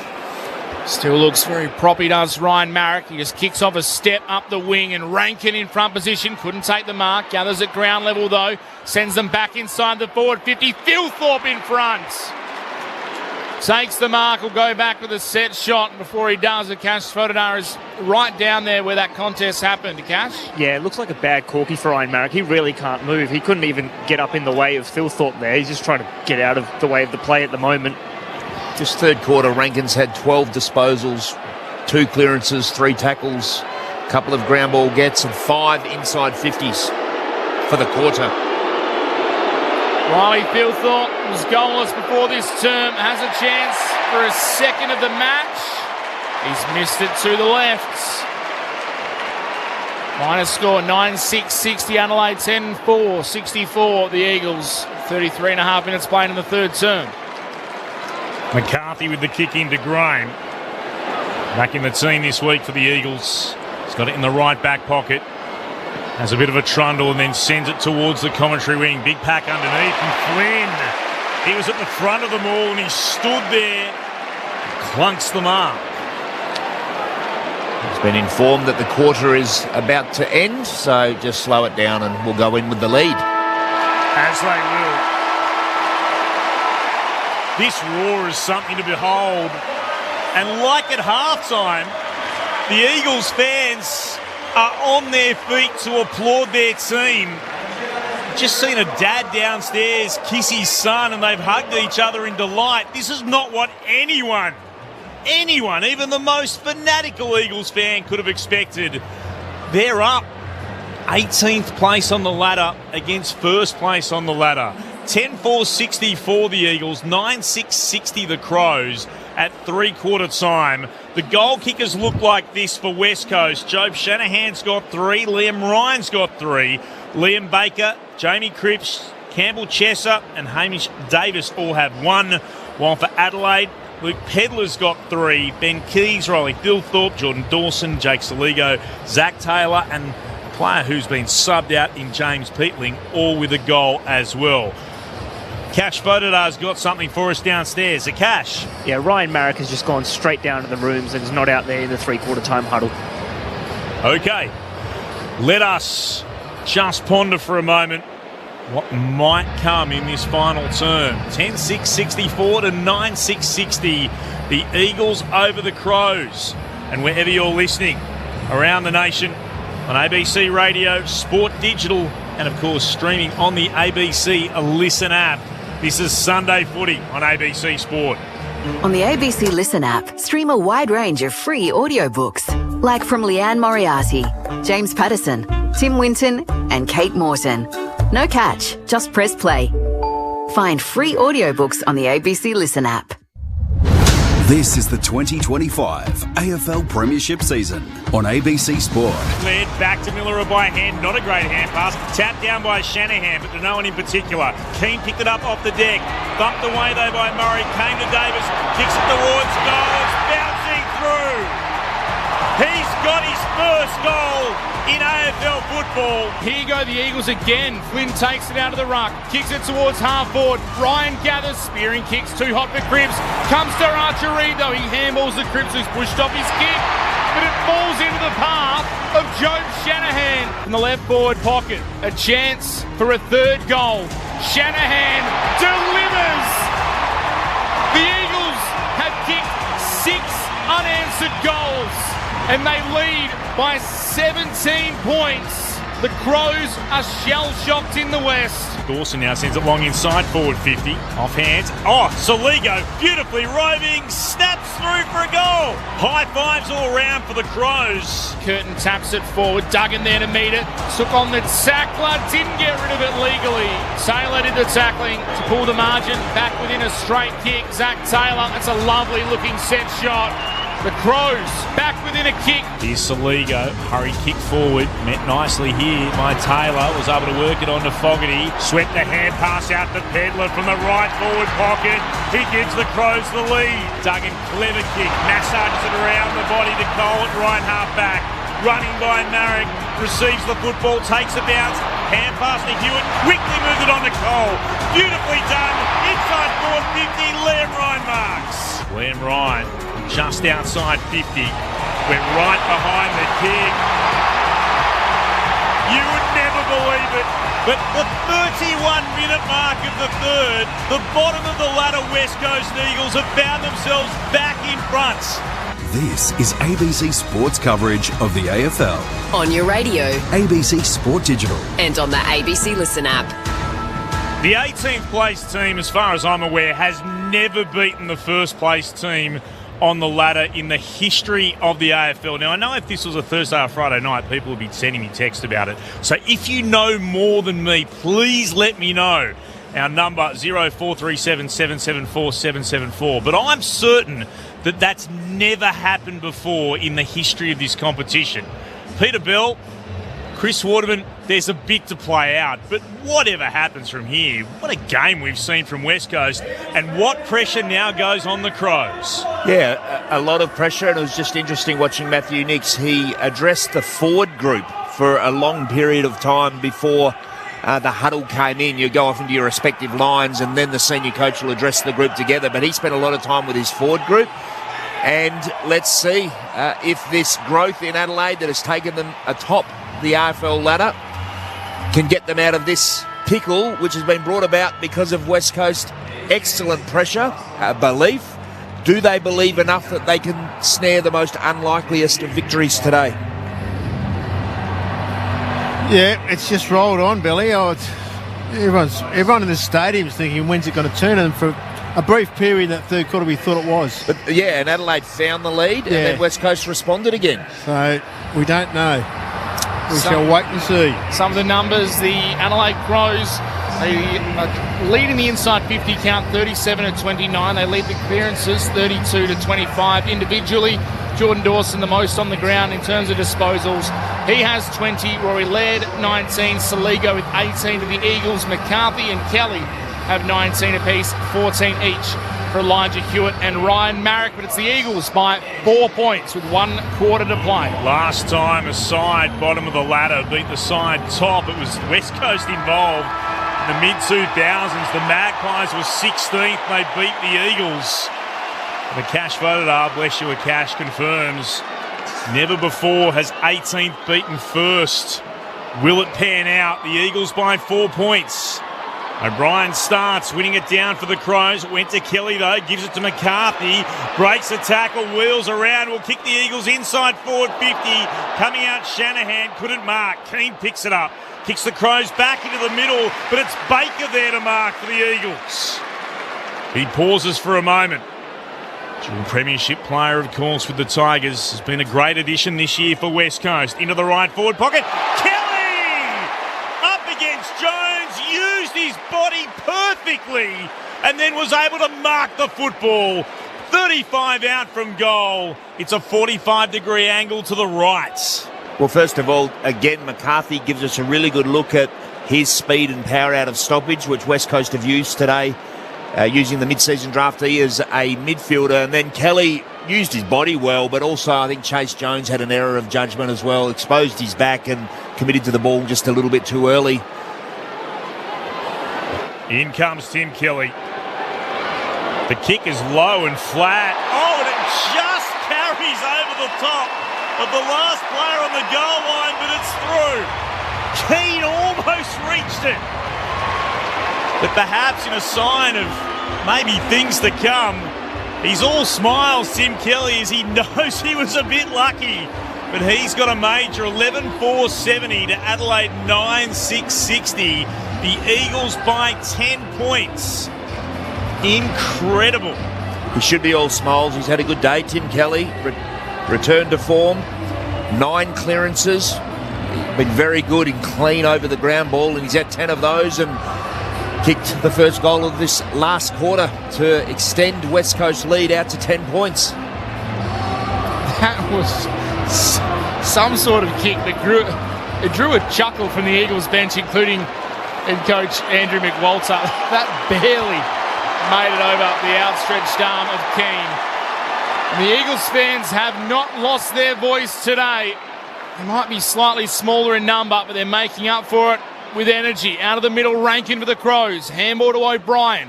Hacks a kick towards half forward. Coming out to meet it, Brock. Toe pokes it forward for West Coast. Owies does the same. Just soccers it up the southern wing. Cripps was able to get past his opponent in Worrell. The Eagles rushing it forward by a hand. Now Davis has it for West Coast. He's tackled. They're just doing enough, West Coast. And for Adelaide, I'm looking to Dawson, I'm looking for Rankin, Thilthorpe. The Blue Chips need to assert themselves. They're the names that do it every week. We'll have to do it again today. So Owies is wrapped up and we'll have a ball up. Attacking side of the southern wing. Favouring the Eagles, scoring end. Down to Rankin. He is getting involved in this second half. A high kick towards left half forward. Jimby was there first for West Coast. Spilt the mark, then went back and got it. Lost possession as he was tackled. Now Keys comes in and lays a tackle on Brock, who somehow just kind of let it go and took it out of bounds. So too did Hoff. Not sure what's going on in that pocket. The Eagles were kind of just putting the ball on the ground and hoping it would go out of bounds, and the Crows were just letting them do it. Eventually it did. It's a very unusual passage of play by West Coast. Ball spun back in, just outside the forward 50. Left half forward for the Crows, off the hands of O'Brien. Now the Rover, trying to drag it in before the boundary line. Couldn't do so. Rolls back over for another spin back in from the boundary umpire. A little hushed buzz around the crowd at the moment. The Eagles fans, they're nervous. They're up by 10 points on the ladder leaders. Plenty of footy to go, though. O'Brien, terrific tap out into the path of Rankin. Right foot from the left forward pocket. He couldn't quite straighten it up enough. Minus score, 9-7-61 Adelaide, 11-4-70 the Eagles. A 9-point margin. Still plenty of time left to play. Just 4 minutes into this final term. Sunday footy, ABC Sport. Here's McCarthy for West Coast. He stabs it short into the right back pocket to Graham. It's a little nudge from Dawson. That's the reason for the cheer from the crowd. They wanted the free kick. Gave it back to McCarthy. It's a big collision. Right half back, and that is a solid collision. Keane up against Curtin for the Crows. They crashed into each other trying to get the football. They're both up. Keane looks the worst for wear out of those two. Yeah, just had to pause to go onto his haunches for a moment. He's okay again now. Throwing in, the Rucks lock arms. O'Brien won it down. Ball hits the deck. Players over the top of this. What will the umpire say? We'll ball it up. Laird was holding it in there to the youngster in Hewitt for the Eagles. One down by Flynn in the direction of Dawson. Tapped away from him, though, by Kelly. Getting back to it, McCarthy, couldn't quite gather. Dawson picked it up, gave it to Rankin from left half forward. Kicks the Crows inside forward 50. Again, a big pack up. Spills down off hands. He's Owies. Anywhere will do, except there for Matt Owies as he puts it down the throat of O'Brien at left half forward, puts it back into the centre square. Across the attacking edge, it's marked by Millerer. Goes inside forward 50, wanted Fogarty, couldn't get there. Saliga up the back, hands it off to Fogarty, couldn't gather it cleanly first time, bounced off Chesser, threw it on the boot and steers it through for a goal. The Crows are not going quietly into that dark good night of a loss to the Eagles. They bring themselves back to within 3 points. 11-4-70 the Eagles, 10-7-67 the Crows, 6 gone in the last. But still West Coast and Crows fans getting very nervous about the live ladder. It's okay, you're still on top at the moment. 22 points more needs to be the margin to see Geelong jump ahead of you on percentage. You're still top and you're still in this. You're down by 3. Look, this is a tough one, but Campbell Chesser, the young player, he's gone to bump Darcy Fogarty, and he hasn't impeded momentum at all. He needed to tackle there. That's a D50. You just have to tackle. If he runs through your tackle, so be it. But it's harder to run through a tackle than a bump. The Eagles fans once more try to lift their side. They still lead by 3 points. Ball bounced in the middle. There's a shocker. We'll recall it. Quick break for all the players out there in the middle. Flynn and O'Brien. They tie up. Both get a hand to it. Flynn does the roving. His handballs it forward into the path of Kelly. The Eagles win the clearance. Kick inside the forward 50. Keane ran it best. Couldn't take the mark. Tackle laid on Bond. He's taken the ground inside the forward 50. Ball up. Stoppage the call. The Eagles, the chance to get one back. They've been able to respond most of the day. O'Brien taps it down. Owies had a fumble, then took out the legs of Keane. Play on the call. O'Brien gets it for the Crows. Handball to Cumming. High kick up the wing. Brock got a little fist in there. Thilthorpe out the back, trying to tap it to his advantage. Has Cole and Jinby for company. Cole takes him to ground, holding the ball. Showed some experience, the premiership defender, and goes quickly. Goes inside to Hall. The crowd wanted him to move it immediately. The Eagles youngster just holds play for the time being and now goes back to centre half back where Bazzo can gather. And he can switch wide to Brady Hoff on the outer side. Maybe just a few nerves sinking into the Eagles now. Been taking the game on all day. This is a bit of a slower play. Hoff's kick up the wing. Big fist came from behind. Down towards Hall. Dispossessed by Laird. Players crash in. We'll have a ball up. Attacking side of the centre wing, favouring the Eagles' scoring end. They lead the Crows by 3 points. 8.5 minutes into the final term. Throwing in. Comes down to Kelly. Stolen away by Dawson. Got a hand pass back for the Crows. Laird is there at left half back. Kicks down the line. No mark taken. Umpire spotted a free kick for a push. It's going the way of West Coast. Come back here to Hoff.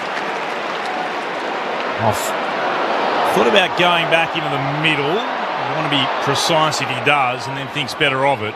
And we'll go down the line towards right half forward. Flynn stretch, got it. Hewitt at the drop. Got a hand pass, went straight to Hinge though of the Crows. Gave it to O'Brien, got the arms free. Gave it to Curtin. Graham, great tackling. took Curtin to ground. Curtin got a hand pass out. It's gone across the boundary line, and that is going to be insufficient intent. So the closest player to it is going to be Hewitt. But Graham has won that free kick with a great tackle on Curtin. So Hewitt will pop it into the right forward pocket for the Eagles. Attacking the football, Brockman couldn't mark it. Spilled out to Worrell. Quick kick, only found Hall for the Eagles. Works his way onto the left. Kicks, but he's missed. Across the face from the right forward pocket, through for a minor score to the left. The Eagles move on.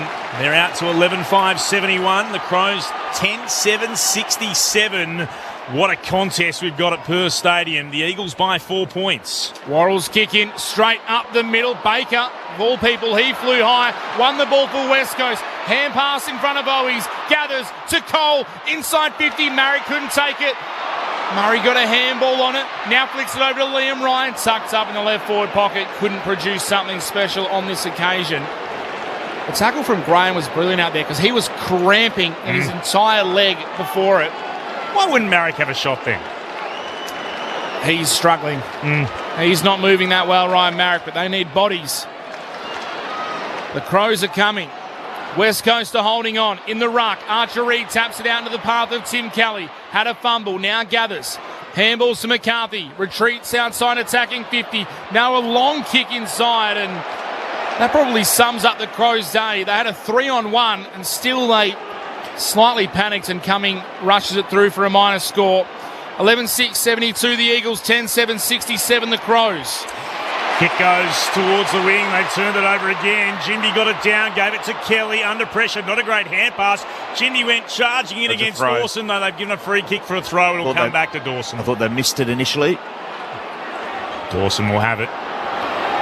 He's on the logo, commentary wing. They trail by 5 points here, the Crows. Long kick into the right forward pocket. There's a massive pack up. Reid was front, brought it to ground for the Eagles. Spills out in the direction of Taylor. Gave it off to Neil Bullen. Kick into the right forward pocket. Stretching Burgess, can't mark. Brock's done well just to apply a little bit of body pressure to him. And the ball's across the boundary line. The crowd, for West Coast standards, is disappointing but understandable. 32,845, but those who are here might be about to witness a bit of history. Thrown back in again. The Eagles win the tap through Archer Reid. Neil Bullen couldn't gather. Hewitt could. Got it to Hoff. He was tackled. Just worked it forward to Cripps. Under pressure himself by Hinge. It's across the boundary line. A throw in at left half back. They're riding every possession and every bump, the Eagles fans, hoping for the remarkable. They lead the Crows by 5, 13 gone in the last.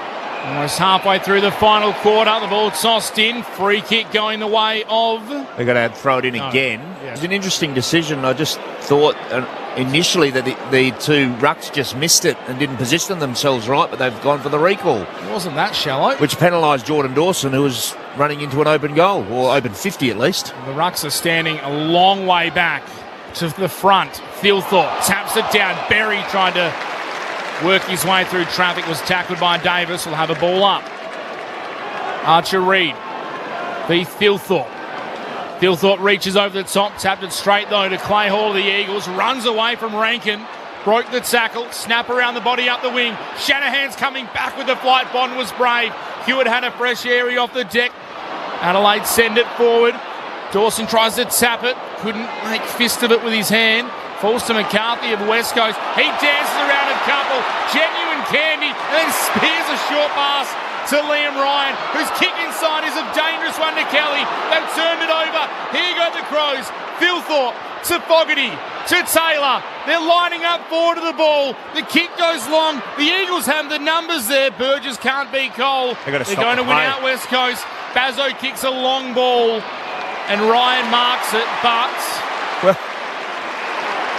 Well, what are they called here? So did they stop the play for Clay Hall, who was getting medical treatment? Yeah, and I think because Bazzo had the ball and had possession, rightfully so, they will return the ball to Rhett Bazzo. The shame was the Eagles had actually marked the outlet kick, but Bazzo will get possession back in the left back pocket, and the good news is Clay Hall is up to his feet. The long kick out, though, is marked by Keane, and the Crows have it back.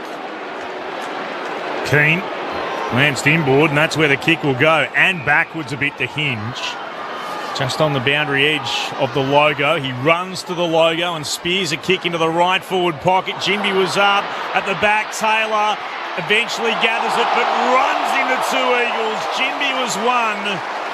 Wrapped him up, made sure of it, and got some handy assistance from the premiership teammate in Cole. Rankin alert. Beyond Rankin very, very tightly. Throwing up, one down. It's gone straight to Keys, and his kick was smothered by Cole.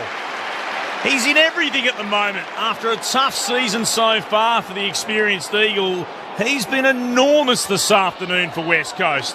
Ricocheting off his hands and out for a boundary throw-in deep in the right forward pocket. 15 gone in the last. Still the Eagles lead the Crows by 5 points. Archer Reid won it down. It came to Taylor. Then the coming kick around the body. Sliding out play. Hall takes the defensive mark. Left back pocket for West Coast. As we still wonder, can they achieve the miraculous and be the first 18th ranked team to beat the ladder leaders in the AFL? Called to play on. Clay Hall kicks long to the wing. Flynn got two hands to it, couldn't mark it. Worrell at the back of the Crows. Handball inboard to Hinge. He goes on by hand to Dawson, running into the centre square. The skipper for the Crows kicks towards centre half forward, and Brock. Strong mark for the Eagles. Takes it, and now they can go. Chips inside to Flynn. His kick's too hot for Ryan. Can't take the mark. Laird punches it into the path of Keane. The Crows can go forward again. O'Brien now. Handball on to Cumming. Kicks under pressure. It's a tumbling ball towards half forward. Keys took it. Dispossessed by Jimmy. The Eagles go again. Brock. Short to Chester. Not 15. Play on. Handball's back to the defender. He's got to stop, wait, and take the loose ball. And in the end, he's tackled by Neil Bullen. Just didn't quite favour Sandy Brock, who is lightning fast too if he could hit him in stride. The ball will be tossed up right in front of the interchange gates. Tap down to Saligo. Breaks one tackle, not the second. Holding the ball. Hewitt and Graham got him in a gang tackle. Free kick West Coast. There's still a long way to go in this game. The Eagles have the lead.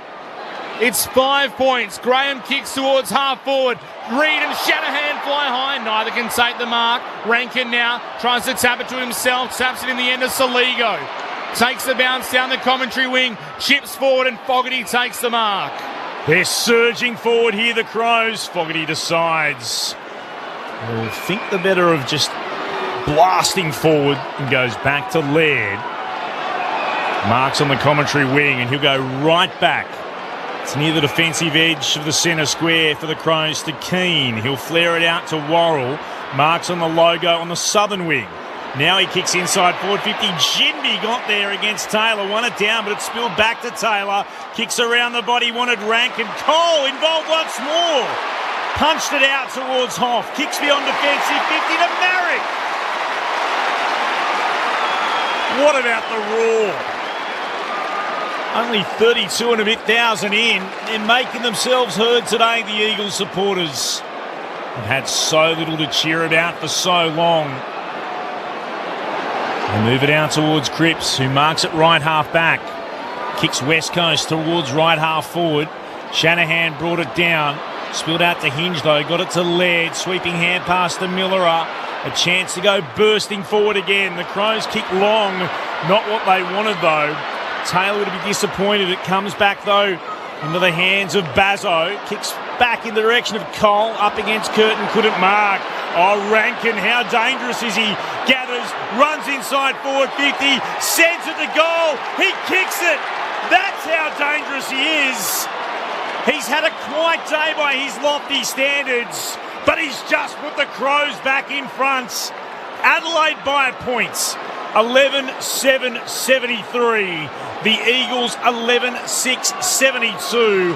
And we have travelled nearly 19 minutes into the final term on ABC Sport. Yeah, I thought the clearing kick from Bazzo just needed to do more with that kick. And sometimes it's just luck, isn't it? The last person for Adelaide if you're a West Coast fan, that you'd want the hands on the ball was Rankin, because he just took it cleanly, took his 25 metres and made what was a pretty tough shot at goal look so simple. I think he had 3 disposals in the first half. He's up to 20 now. 5 touches, 3 clearances and a goal in this quarter alone. We've still got plenty of time to travel. He is an X factor in every sense of the word, Isaac Rankin. He's got the Crows ahead by 1. Back in the middle.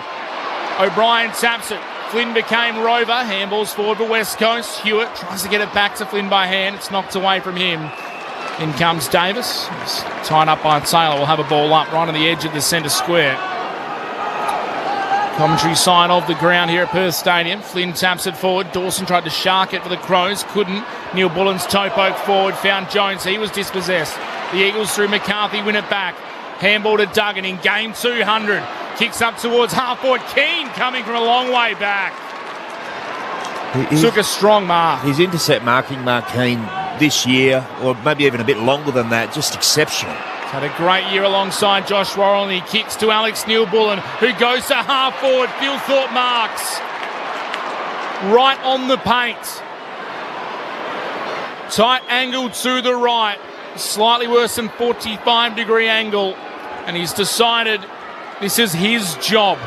Well, I called for the blue-chip Adelaide players, Dawson, Phil Thorpe and Rankin. Rankin's delivered. Dawson's been consistent all day, 25 disposals and 13 tackles, if you don't mind. And now Phil Thorpe, can he imprint himself on this match? He's fast becoming one of the biggest stars in the AFL. And Riley Phil Thorpe delivers on cue. His second goal gives the Crows a 7-point lead.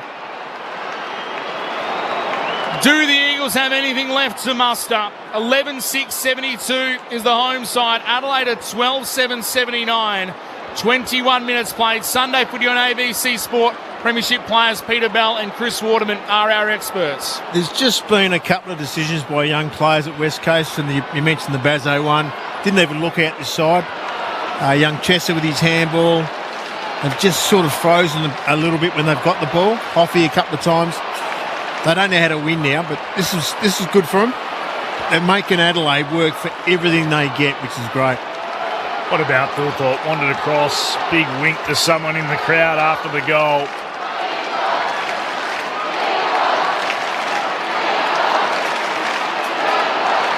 West Coast fans urging on their team. They haven't lost belief. What have the Eagles got left? O'Brien won it down. Clay Hall got to it. Hand pass went straight into Saligo. Ricocheted off him. Dawson goes in to apply pressure to Kelly, who gathered it. Ball up the call. 12-7. Plays 11-6. Restart. Again, one can get a clean possession. Eventually Rankin gathers, kicked over his shoulder. Davis was there for the Eagles, gave it to Duggan, just broke free of the coming tackle. Handed it on now to Brockman. Now it's with the Eagles through Kelly. Kicks inside forward 50, coming out to mark. Great effort, Worrell. Eyes only for the football.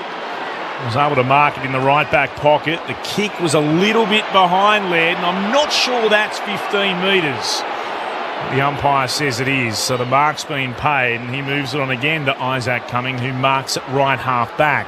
So the Crows, this point, lead by 7, 79-72, 23 gone in the last. Kick up the wing, and Dawson stands tall for the Crows. Just a couple of big marks in the last few minutes. Keane first of all, then Worrell and Dawson in a sequence. And Phil Thorpe, sorry Mitch. All the stars involved, as Peter Bell says. Dawson's kick out towards half-forward. Burgess tracking back, takes the mark. And it's going to be a very tough kick from right half-forward, just in from the boundary. But he can take 30 seconds off the clock and just take a touch of sting out of this game. Proves one thing, Belly, they don't get any shorter. That's right. West Coast just didn't have that tall on that last inside 50. Back into the side this week is Burgess. His kick is across the face in the pack. Phil Thorpe tries to claim the mark.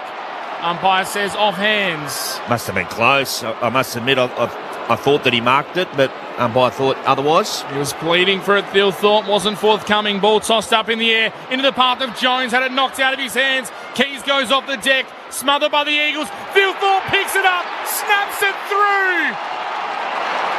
And Riley Thilthorpe's third goal may have Adelaide with 1 foot in a return to the finals. The ladder leaders have drawn clear by 13 points. 13-7, 85 the Crows. 11-6, 72 West Coast. 25 minutes played in the final term. They're almost back in September. Well, if Thilthorpe thought he was hardly done by on the mark, he made amends, and great ground ball and dexterity for a 201 centimetre Goliath. What a player he's been this year, particularly. He did mark the ball, but he got the goal in the end, and that's put paid to what you would have thought.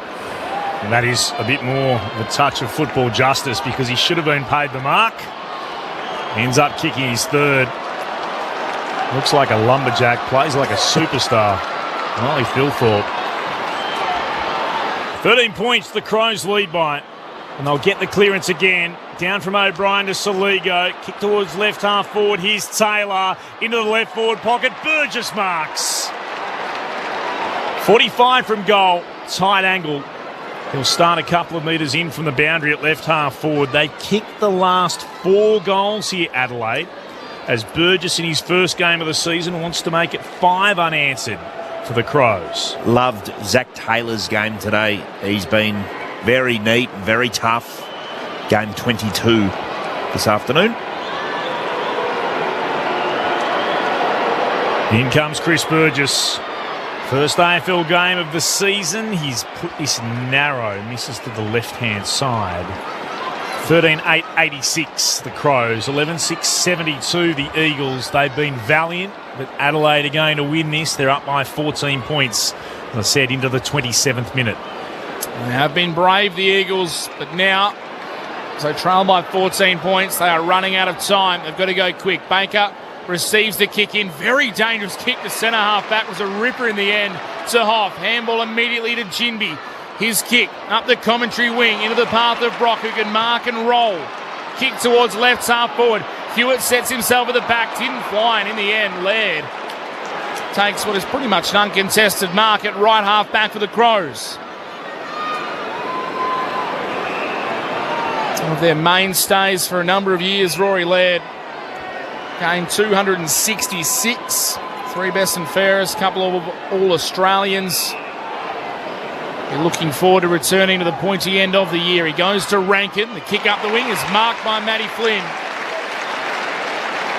27 minutes gone. It's the Crows by 14. Flynn goes with a long switch towards centre half back. It hangs in the air for a long time. Burgess spoils it, then sockers it towards goal. Foot races on between Cole and Burgess. Burgess gets there first, got a toe to it, but it misses to the right-hand side. Margin out to 15 points. 13-9, 87 the Crows. 11-6, 72 the Eagles as they go quick. They're on the run, West Coast, as they need to be, and they work it out towards Cripps. And he marks it right half back from the Chesser kick inside his defensive 50. Cripps, a short pass inboard. Playing on immediately Duggan. Sweeping the hand pass. He couldn't get it to Baker, though. Hinge got in the way. Saw it across the boundary line on the southern wing for a throw-in. They've had an almighty scare, the Crows. But they were good enough when needed. And they're going to pick up their 16th win of the season. Throwing in again. O'Brien got a clean touch and a clean possession. Down to Neil Bullen. Kicks the Crows towards left half forward. The Eagles will get a free kick. Cole plays on. Towards centre half back to Ginby. Moving it out towards the commentary wing. Davis under pressure from Curtin. Just had to get a hand pass away.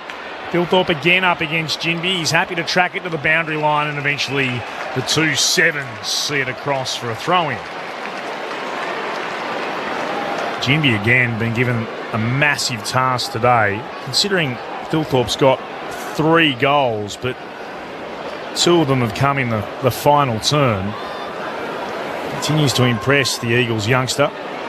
Neither ruck had a more telling tap. It went down to Curtin, though, for the Crows. Kicked it towards the attacking 50. It spills out in the direction of Duggan, up against Taylor. Duggan gathered. Taylor tackled him. Ball jarred out.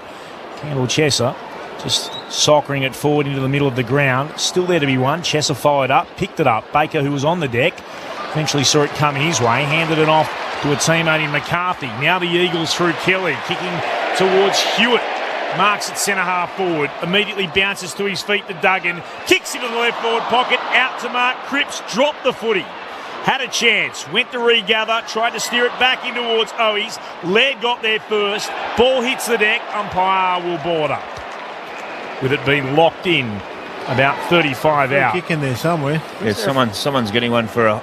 Oh, Brockman. Brockman's getting it. Held without the footy was the umpire's call. It took a while, and I was not sure about when it actually occurred, but well done to Brockman. He'll get a chance to kick one here for West Coast. And he steers it through late in the game for the West Coast Eagles. Ending a run of what was 4 unanswered goals by the Crows. Their lead is cut to 9 points. Adelaide 13-9-87 to the Eagles 12-6-78 as we go past the half an hour mark in the final term here at Perth Stadium. Had some good moments today, Tyler Brockman, as a lead-up forward on many occasions. I think he's used the ball reasonably well in his 10 touches, and that goal is a reward for a pretty solid performance.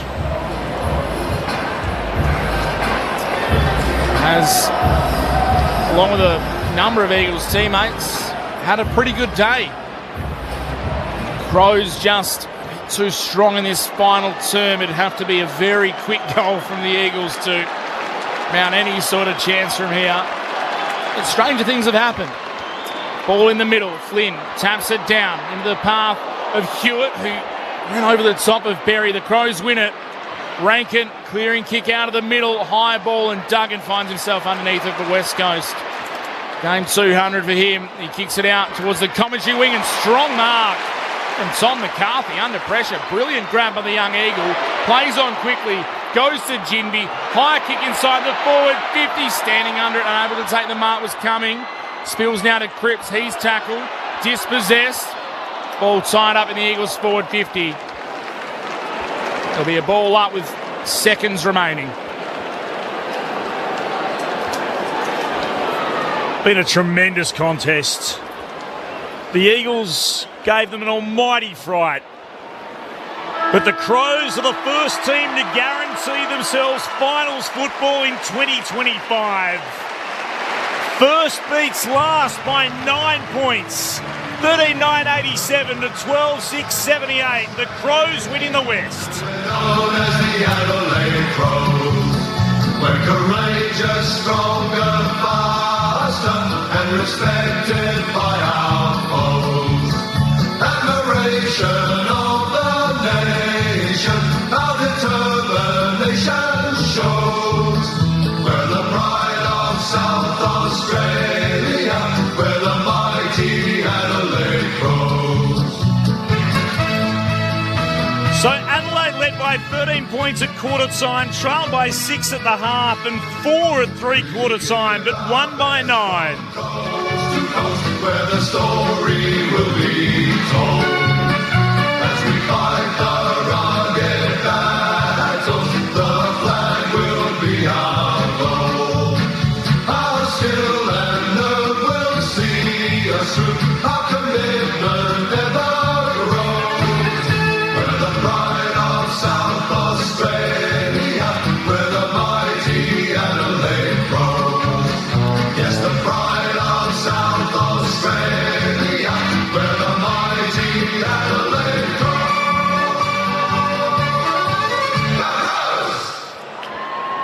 So Adelaide, they consolidate top spot with their win today over a gallant West Coast Eagles. For the Crows, Riley Thilthorpe with 3, and then singles to Keys, Luke Pedler with 3, 1 to Dawson, 1 to Soligo, 1 to Taylor, 1 to Rankin, 1 to Peatling, and 1 to Fogarty.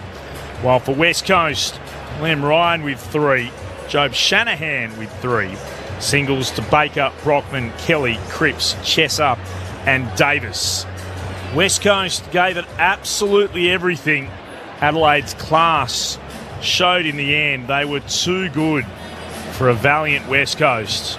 Of the 32,845 fans who showed up, they absolutely were thrilled by what West Coast could give them for much of this game. Standing ovations at half-time and at three-quarter time, but too good in the end, the Adelaide Crows. And we do suspect that Liam Duggan might be missing a week or two as well for his bump that was high on Riley Thilthorpe. And that will all play out in the wash. Give us your thoughts, Peter Bell, Chris Waterman, here on ABC Sport. Well, it's been a round of scares for some of the contenders, or the people that are suggested. Most people are suggesting to be contenders. We saw Fremantle last night have a real scare, and it followed that script again today. But credit to Matty Nix's men, they stabilised, didn't they, after a dominant second quarter from West Coast.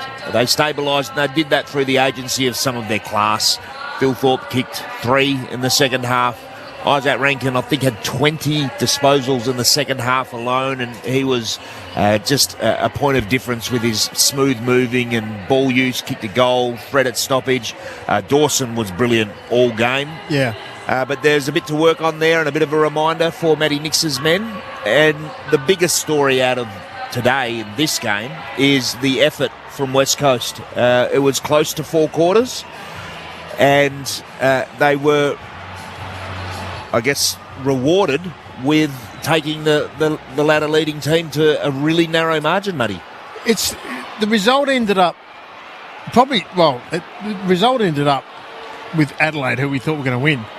But no way did we think it was going to be the way that they had to go about it. It was right up until the end that they had to pull the game back from West Coast. And then, if anything, for Matthew Nix, he's going to walk away and think, well, we're 2 weeks out from finals, and I just got a lesson in the box on what to expect.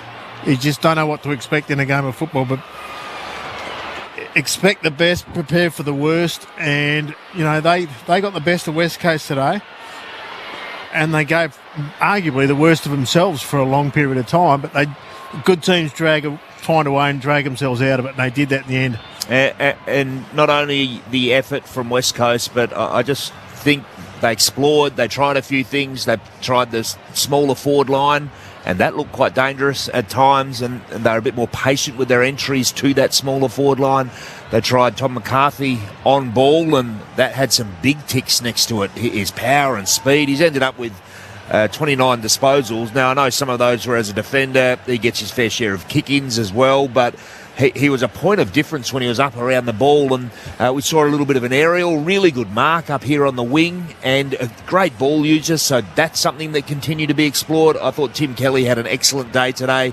The 10 clearances, he was back to being really clean and set his team up. I love the look of Job Shanahan with 3 goals forward. Liam Ryan, a bit of versatility to his role, played loose man behind the ball at various moments in the match, but also a threat up forward. So, and Campbell Chesser, even though when he was fatigued he made some really poor errors, but they're the errors of an inexperienced player, which is what he is. He chose to bump when he should have tackled. He gave an errant handball. He played on. He stepped off the line late in the last quarter, which put him under pressure as well. But 3 shots a goal in the first quarter and a bit. So you take that. That's growth. He could have kicked 3 off a wing in the first quarter. That's right. So that was a big tick as well. So most of all, Andrew McQualter would have been proud that his team have responded from his stern words last week, but also that they honoured their players in McGovern and Sheed, who are acknowledged today, and Liam Duggan in his 200th.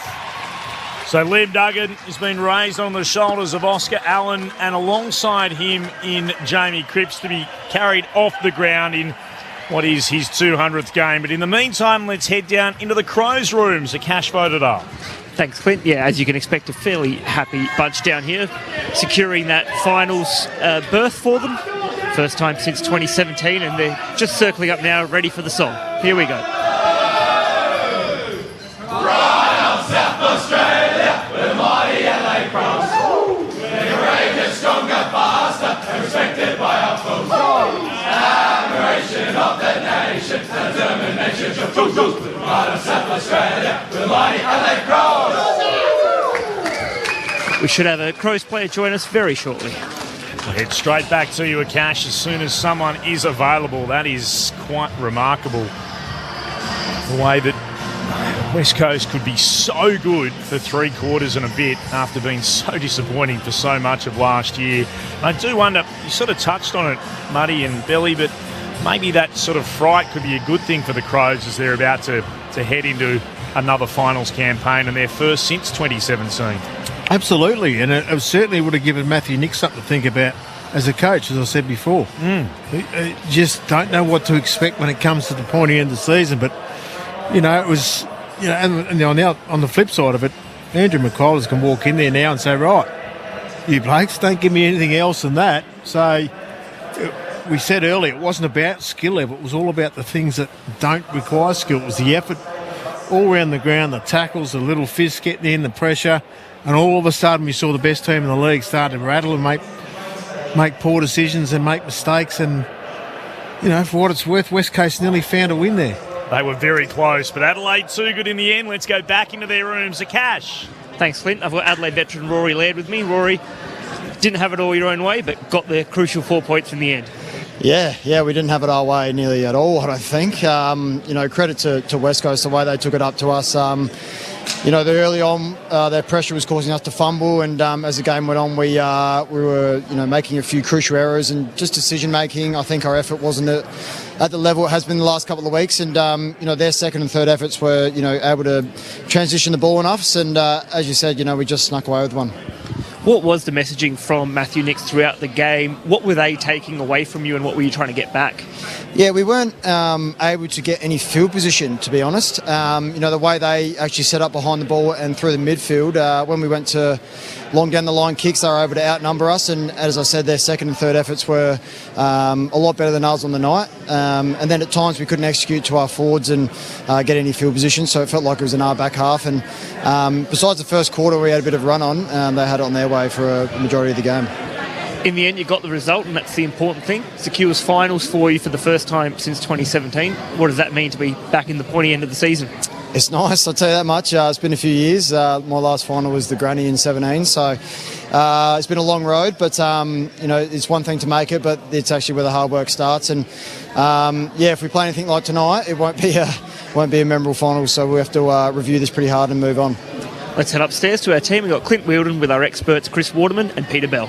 Rory, after West Coast had all of the ascendancy in that second quarter, what were your coach's main messages at half-time?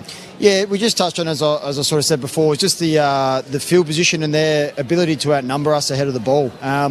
We felt like we were getting it forward, but then they were getting numbers back, and it's too hard to be able to locate your opponent, and they were actually able to transition the ball back through us. So we struggled with that, and they were actually able to put scoreboard pressure on. There's only so many inside 50s you can defend. And Isaac Rankin was pretty well held in the first half, but he's come out and ended up with 23, and just his experience and class really was the difference. One of the differences in the match, just the dominance he had in that second half. Yeah, I think most teams, if they're smart, will go, yeah, he's a pretty handy player. Let's try and get him away from the ball. And they blanket him pretty hard, and most teams put a lot of work into him. So we look to get him up around the ball and try and get a bit of ascendancy through there. And his dynamic sort of agility and power out of there was able to get the ball going forward for us. And we just need a few opportunities in our forward line. And as you can see, we can kick some goals. Rory, you've been through a fair bit in your footy career. Was this a mentally hard game to prepare for, given where West Coast are on the ladder? It is. You sort of see, I reckon, across the AFL at the moment on the weekend, you look at some of these games that have been really close to teams that you'd expect to win. And as you can sort of see with the ladder, and there's 10 teams that are playing for finals, but on any given week, if you're off 10-15%, you can see what happens. And today we were, and it's a real wake up in terms of how close the competition is. Doesn't matter of ladder position. They came out firing and we didn't. This will be good for the younger guys going into a big final series, though. Yep. Yeah, you're spot on. Hostile crowd. I couldn't believe, I looked up at some point, there was 33,000. It sounded like 55. Like, it was absolutely rocking when Flying Ryan kicked a few of those goals. So the away crowds, high pressure atmosphere and environment, and to be able to sort of get through the adversity of how we were playing tonight was a really strong point. Did it take you by surprise a little bit? At various times they had one young key forward in Shanahan and probably 5 mids or smaller forwards. Was that a bit of a surprise? Yeah, we knew they, obviously with Oscar Allen out and Jake Waterman, we thought they'd be a little bit smaller. But the way they sort of did it made them really dynamic, and some of their smalls are pretty good above their head. And as I said, when they transition the ball really quick, it's hard to set up behind the ball. And as you can see, they actually, used the short kick and got through our team defence. So if we're not switched on like that, you can see how teams can just carve you up. One player that I was really impressed with by today is Zach Taylor. Just how tough he is and how clean as well. Tell us a bit more about him. Yeah, you're spot on there. Tough and clean. Seems to sort of have that time and space when he gets the ball, and is a really good decision maker. Obviously not that super quick guy, but just really smart around the ball, positions himself and finds himself in positions to be able to set his teammates up ahead of the ball. So I thought he really stepped up in the second half in terms of the forwards and sort of set the example up there. May have been how people described you as a younger player, Rory. Yeah, I think I was a little bit thicker than Milky. He needs to get in the weight room with me at the moment, maybe a bit more protein. But yeah, no, very similar. He's a great kid. Rory Laird is with us downstairs in the victorious Adelaide rooms. Rory, Clint Wilden here. You've played in finals before. You know what they're about. But for this football club, Adelaide is an enormous club with huge support. You're back there. You're guaranteed to play finals footy. What does it mean for the football club and for all your supporters? It's massive. It's massive for the club. My supporters have had a pretty tough sort of 4 or 5 years. As has the playing group, we've gone from a really successful, 4 or 5 years in my early 20s to, obviously making the grand final, and then it's a full reset. So to see these guys, Jake Saligos, Josh Rochelle's, Josh Worrells, these guys come through. Our fans have watched their journeys, and now they're sort of watching us blossom into a team that's now playing finals. So as I just touched on before, though, it's a whole lot of hard work to get there, but the games just amp up another level, and we need to be better than we were tonight, but it's a very exciting opportunity.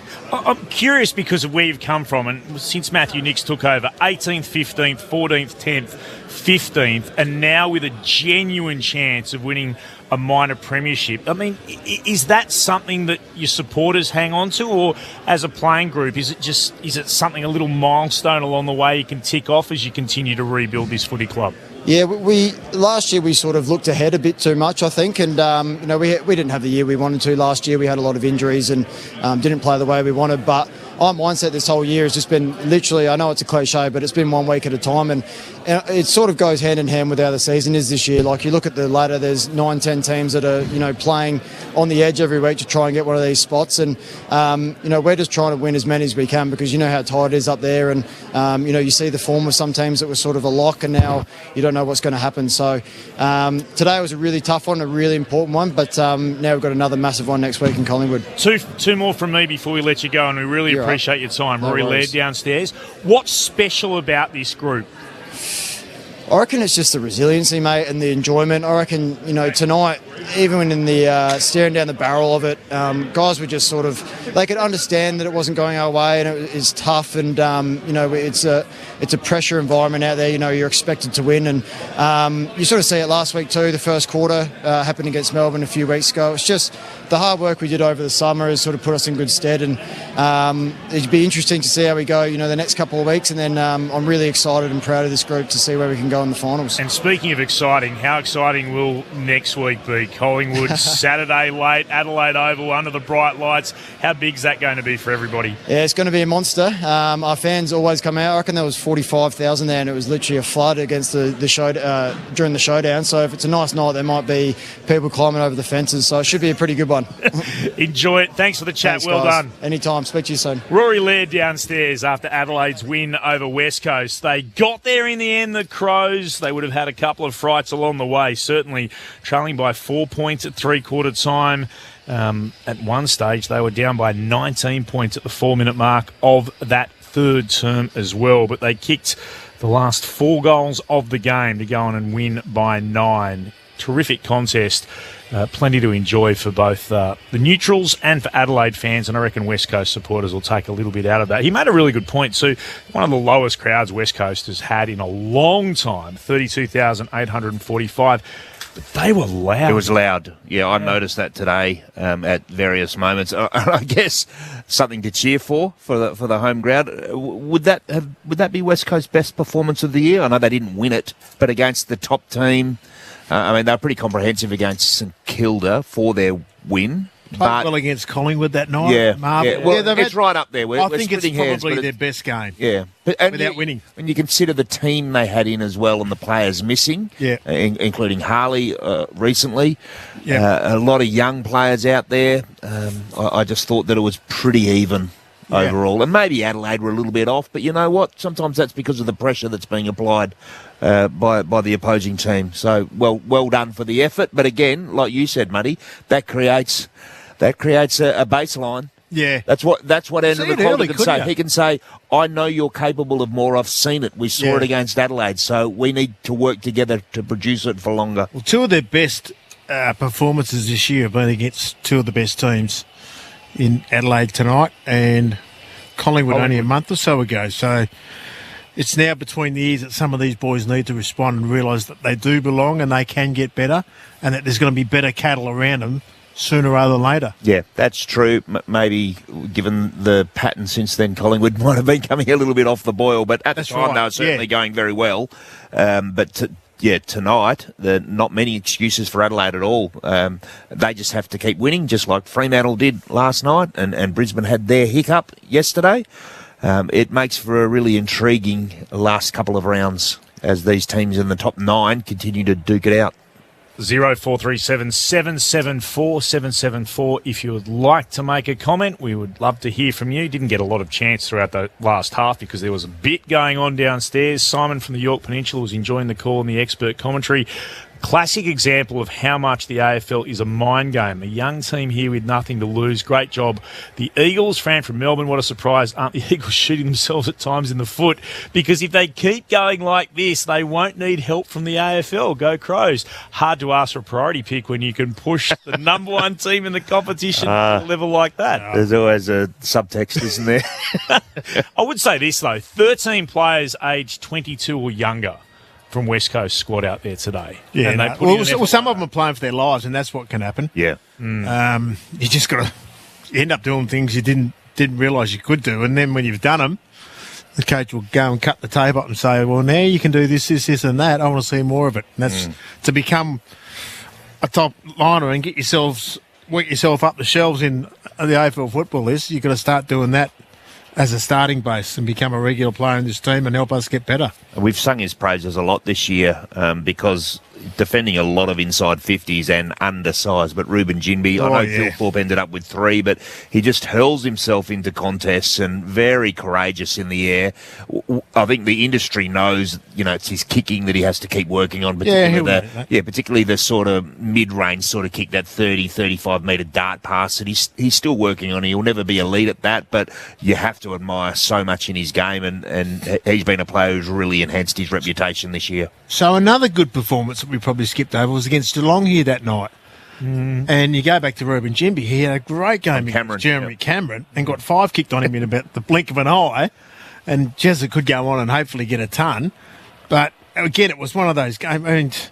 I mean, you look at the 22 under 22 and Ruben Ginbey's not in it, and I saw a couple of comments and they're probably right, but he doesn't quite fit in. But if you go through his whole season and where he's played in the team he's played, he probably doesn't get in that team, but he's been up against the best forward just about every week, scratching, clawing, biting and kicking just to try to do his best. Haven't spent a lot of time looking at the 22 under 22, but I'd be surprised I think if I'm selecting that team, watched a lot of footy this year, I'd be surprised if I couldn't find a way to get Ruben in there. Just for his competitiveness. And look, I've seen up close how many times as an undersized defender he's minimised the influence of some of the most dangerous forwards in the AFL.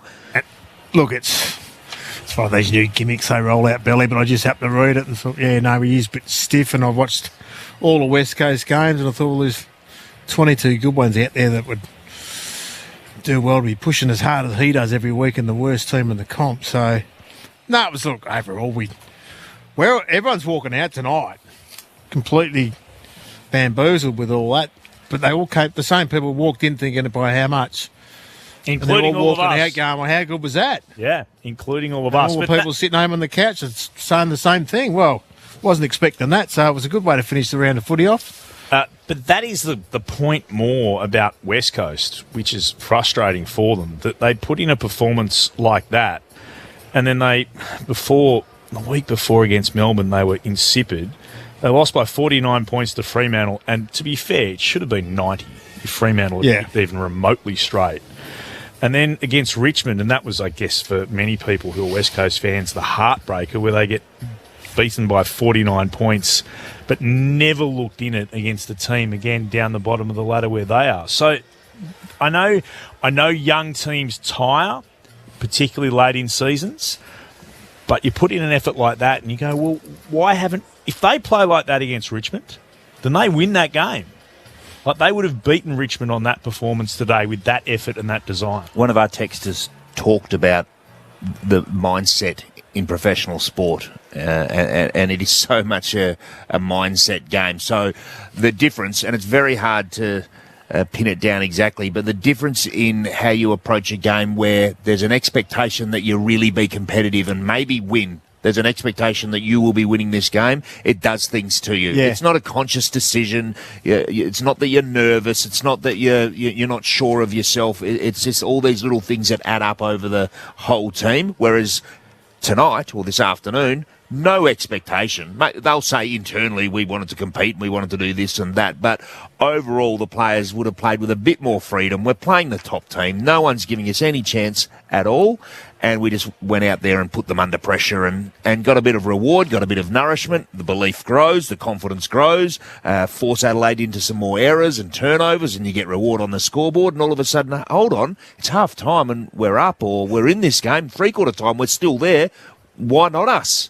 It's mindset. It's just a fascinating and ethereal thing too. It's hard to actually grab a hold of all the time. And then you flip that over, and we did ask Rory, how was it getting ready for this game? And you knew straight away his answer was, tough. And he's been around a long time. So we don't know what the headlines were over in Adelaide all week, but it would have been sort of setting them up for a bit of a soft kill. I read the Advertiser this morning. Graham Corns wrote a piece about worrying about complacency. Actually said these are the sort of games that can come and bite you on the backside. Well, as soon as you read it, well, they would have been over. They would have been here. Yeah, but they would have got wind of it. So as soon as you read it, by the time you've gone through 5 or 6 days of that, watch footy all weekend. Yeah, but you know that probably the alarm bells would have rung on Thursday night when you saw Hawthorn do Collingwood over. They might have thought, okay, well, that could happen, but they're two good teams. So, you know, after a week of just soaking it in, hearing it, reading it, getting here Sunday afternoon, West Coast got a small crowd, then all of a sudden the first 5 minutes, they were having a crack. You're just not quite switched on. So they started doing things that they hadn't done. And that creeps and spreads real quick. And it took them, credit to them, it took them to nearly 4 quarters of red-hot footy to work it out. So it was good for Adelaide. They're going to walk away with a lot of things they can poke at. Matthew Nix will, Andrew McQualter will, a lot of the young blokes at West Coast will, and some of the young guys at Adelaide will be told it's going to be tougher than that in a month's time or 3 weeks' time when you get to the big games. And again, just to emphasise, in those moments where you're off a little bit, you need your stars. You really do. And the second half, well, Dawson was good all day, but then he was. Rankin, Phil Thorpe, they came to the fore. Yeah, they came to the fore. Laird was good all night too. Yep. So you just need them to stand up, and that's when they get the big bucks, and that's because they can turn matches, both when in big finals or when you're in a scrap and you're in a sort of more mediocre kind of affair. Yeah. They get the job done because they're good players. A couple more texts to go through. If you're driving home, you're in the car, you're on the train here in the West, love to hear from you. 0437 774 774. Jackie, I'm not convinced about the Crows. I'm a fan, but I'm just not sure. Kudos to the Eagles today. This would just be a blip for Adelaide. Well, you'd hope so. This is the interesting part for me. is in the top 9 now, as they're all battling for their spots. You could have doubts about every single one of the top 9 at the moment, really. And the doubt, okay, the one exception may be Geelong, but the doubt is the soft run into the finals and what that's going to mean coming from, some pretty inferior opposition to suddenly they're up against a red-hot Brisbane or Adelaide or whoever it might, Hawthorn at a big final at the MCG. So everyone else has got some question marks, which makes for fascinating listening and viewing of football over the next month or so. Yeah, we've seen the top 9 all have a bit of a spat, and that was Adelaide's today. And they got the win, which is good for them. Well, I'll tell you, probably the team we haven't is Freo.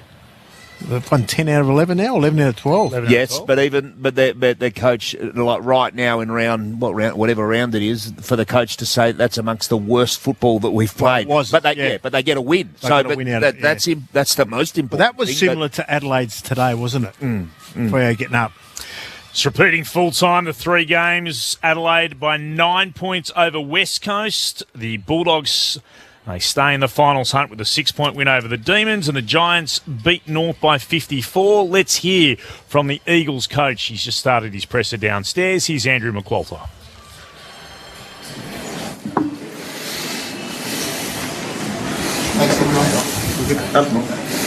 Andrew, this time last week you were a bit frustrated with the team's standards. This week, what did you make of the response?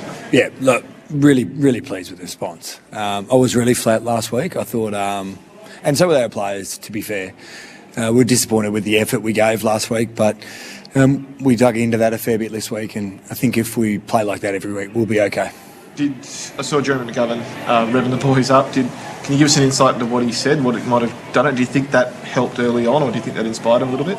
As far as I know, what I could hear, he just swore for about 30 seconds. So, look, Gov's so passionate about this football club.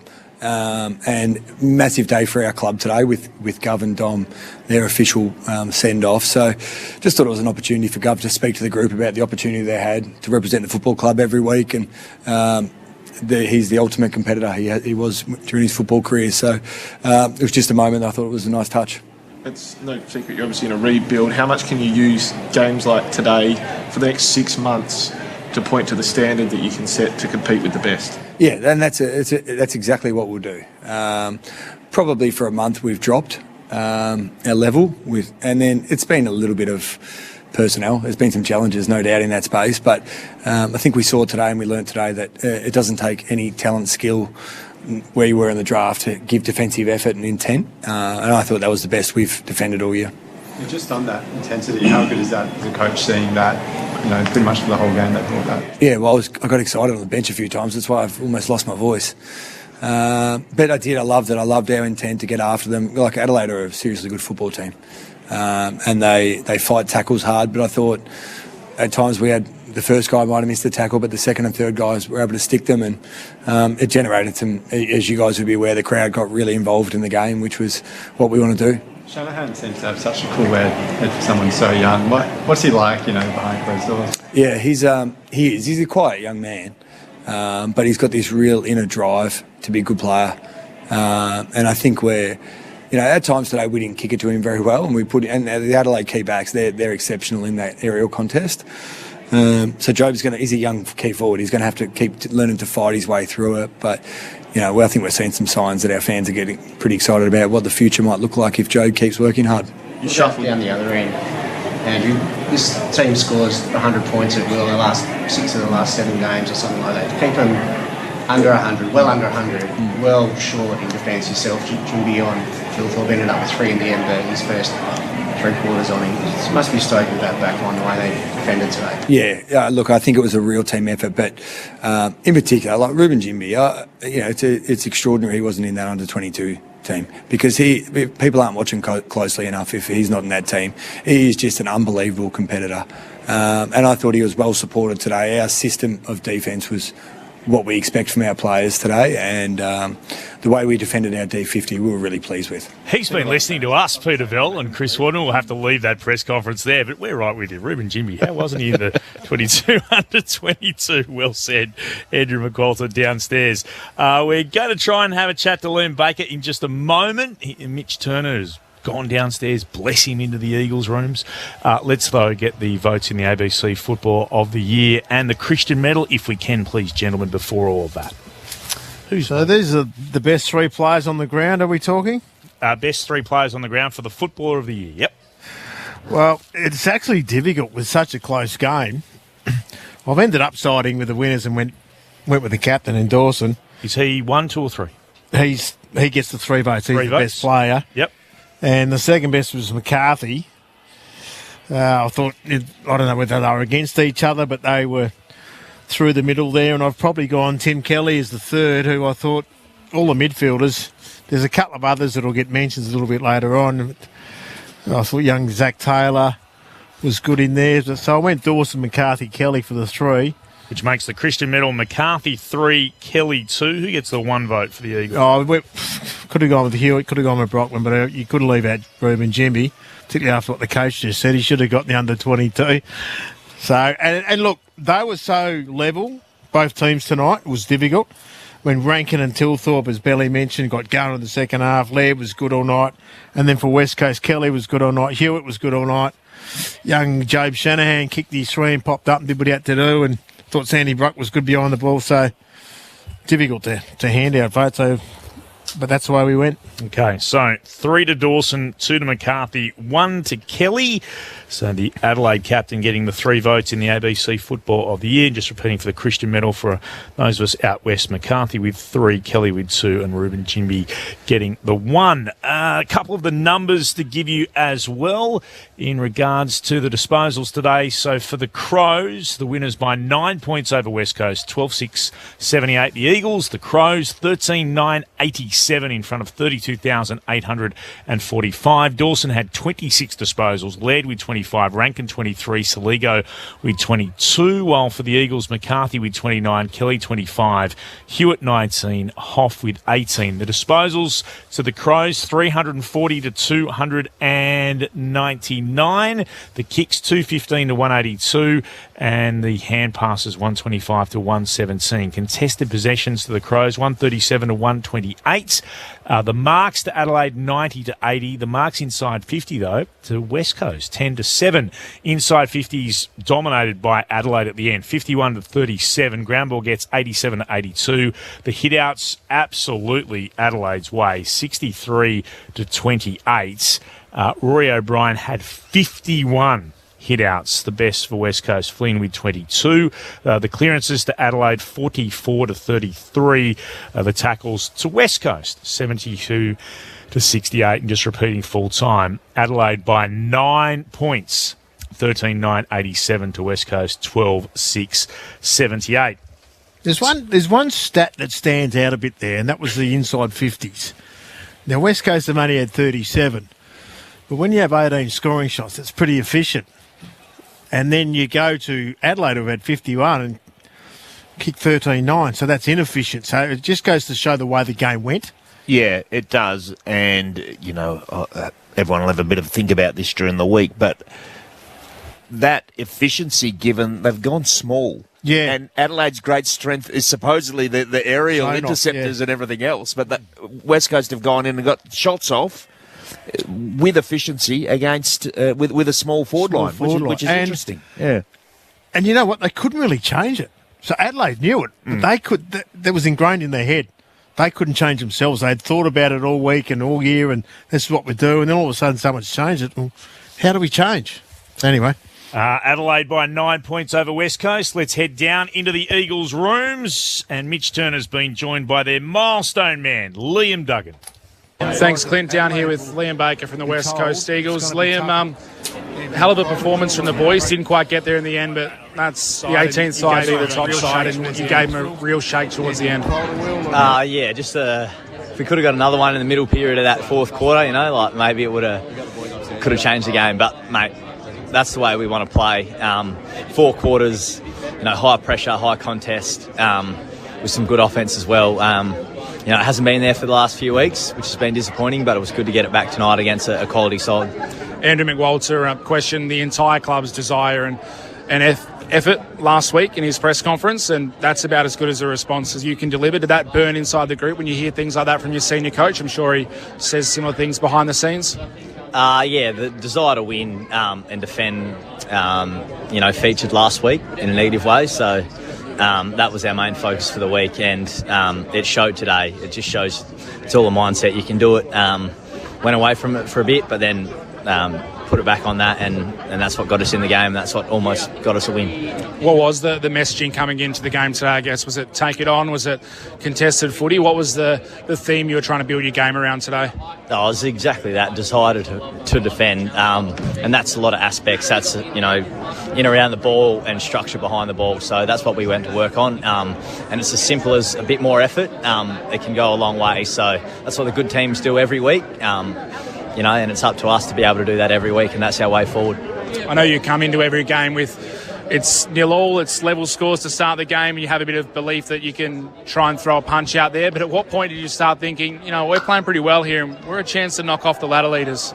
No, throughout the game, the way the game was looking, it was like, oh yeah, we're a huge chance here. Credit to them in the fourth quarter, probably a bit more mature. They changed a couple of things and wrestled the momentum back. But they coughed up the ball, they kicked it back to our defenders, and we got our chance going the other way, and that's the way finals are played. Minnie actually said it three-quarter time.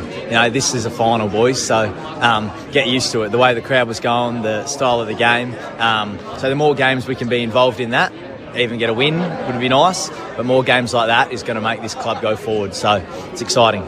This is your first year at the Eagles, but you are a senior player given your experience at Richmond and your age as well, and you are an instant senior player and a leader of this group. How proud of you, or proud were you of the boys out there, the young guys that stood up? There was a number of them. There was, I hate to say it, but there was pretty much no passengers out there from the Eagles today. That must be really pleasing for you. Yeah, and that's the game style that we're trying to build, and every team in the comp's trying to build. It's an 18-man team or 23-man team. Everyone needs to play their bit. So it's good to see, Joe pop up and show his strengths, take a couple of good clunks. He's going to be a star. Hammer Davis, his contest stuff around the ball, his pressure, finishing a goal like that as well was nice. But the more exposure for those boys playing in games like that, with the finals like feel, or even just close games, it's going to be better for our club. Liam Duggan, 200th game today, the skipper. He'd be a man after your own heart. You both like the simple life, camping and getting out there and things like that. You're a country boy yourself. What does Liam Duggan mean to this group? And talk us through the job he's doing this year, trying to lead you through really tough times alongside players like yourself.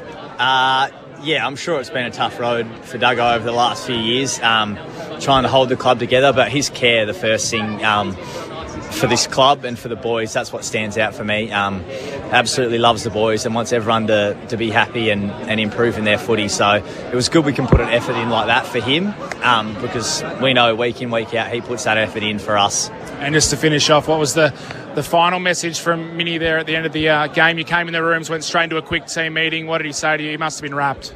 More about the plan for the week, what he wanted the game to look like, those areas we spoke about this just before, and how we executed that. That's all a coach can ask for. Come up with a plan and have his players execute it as best they can. And I thought for a lot of the game we did that. Very disappointed not to get a win. But yeah, we always are disappointed, but the way the game looked is positive for us. It was a terrific game, Liam. It's the kind of effort your fans and I'm sure everyone within the club wants to see as well. So unlucky and unfortunate about the loss, but congratulations on a good performance and good luck for the rest of the year. Thanks, mate. Thanks, Mitch. Wrong Liam. Apologies, everyone. Liam Baker downstairs with Mitch Turner. Good of him to join us. That about wraps us up. My thanks to Mitch, of course, who always goes above and beyond to go down to the Eagles rooms, to Peter Bell and to Chris Waterman, who filled in late notice. Again, thank you very much to Akash Fodadar downstairs, to Jesse back in the studio, and to Marty Roth. It's going to be enormous next week. There's a couple of huge games, and I'm absolutely thrilled to be in the West. Not often I say that during football season, but Friday night, Melbourne get the Bombers and St Kilda. Best of luck to Bombers and Saints fans. But Fremantle and Brisbane on Friday night over here, that's a genuine 50-50. And then the early game, which we'll be taking here in WA, Gold Coast versus GWS, that has enormous ramifications on the top 8 as well. Our Melbourne team, I suspect, will be taking Carlton versus Port Adelaide, and I'm sure there'll be decisions made about where everybody else goes after that. But from the West, where the Eagles almost caused one of the biggest upsets of all time. Adelaide too good in the end. The Crows by 9 points. The other games today, the Bulldogs stay alive in 25 with a 6-point win over the Demons, and GWS by 54 points over North. Thanks for your company.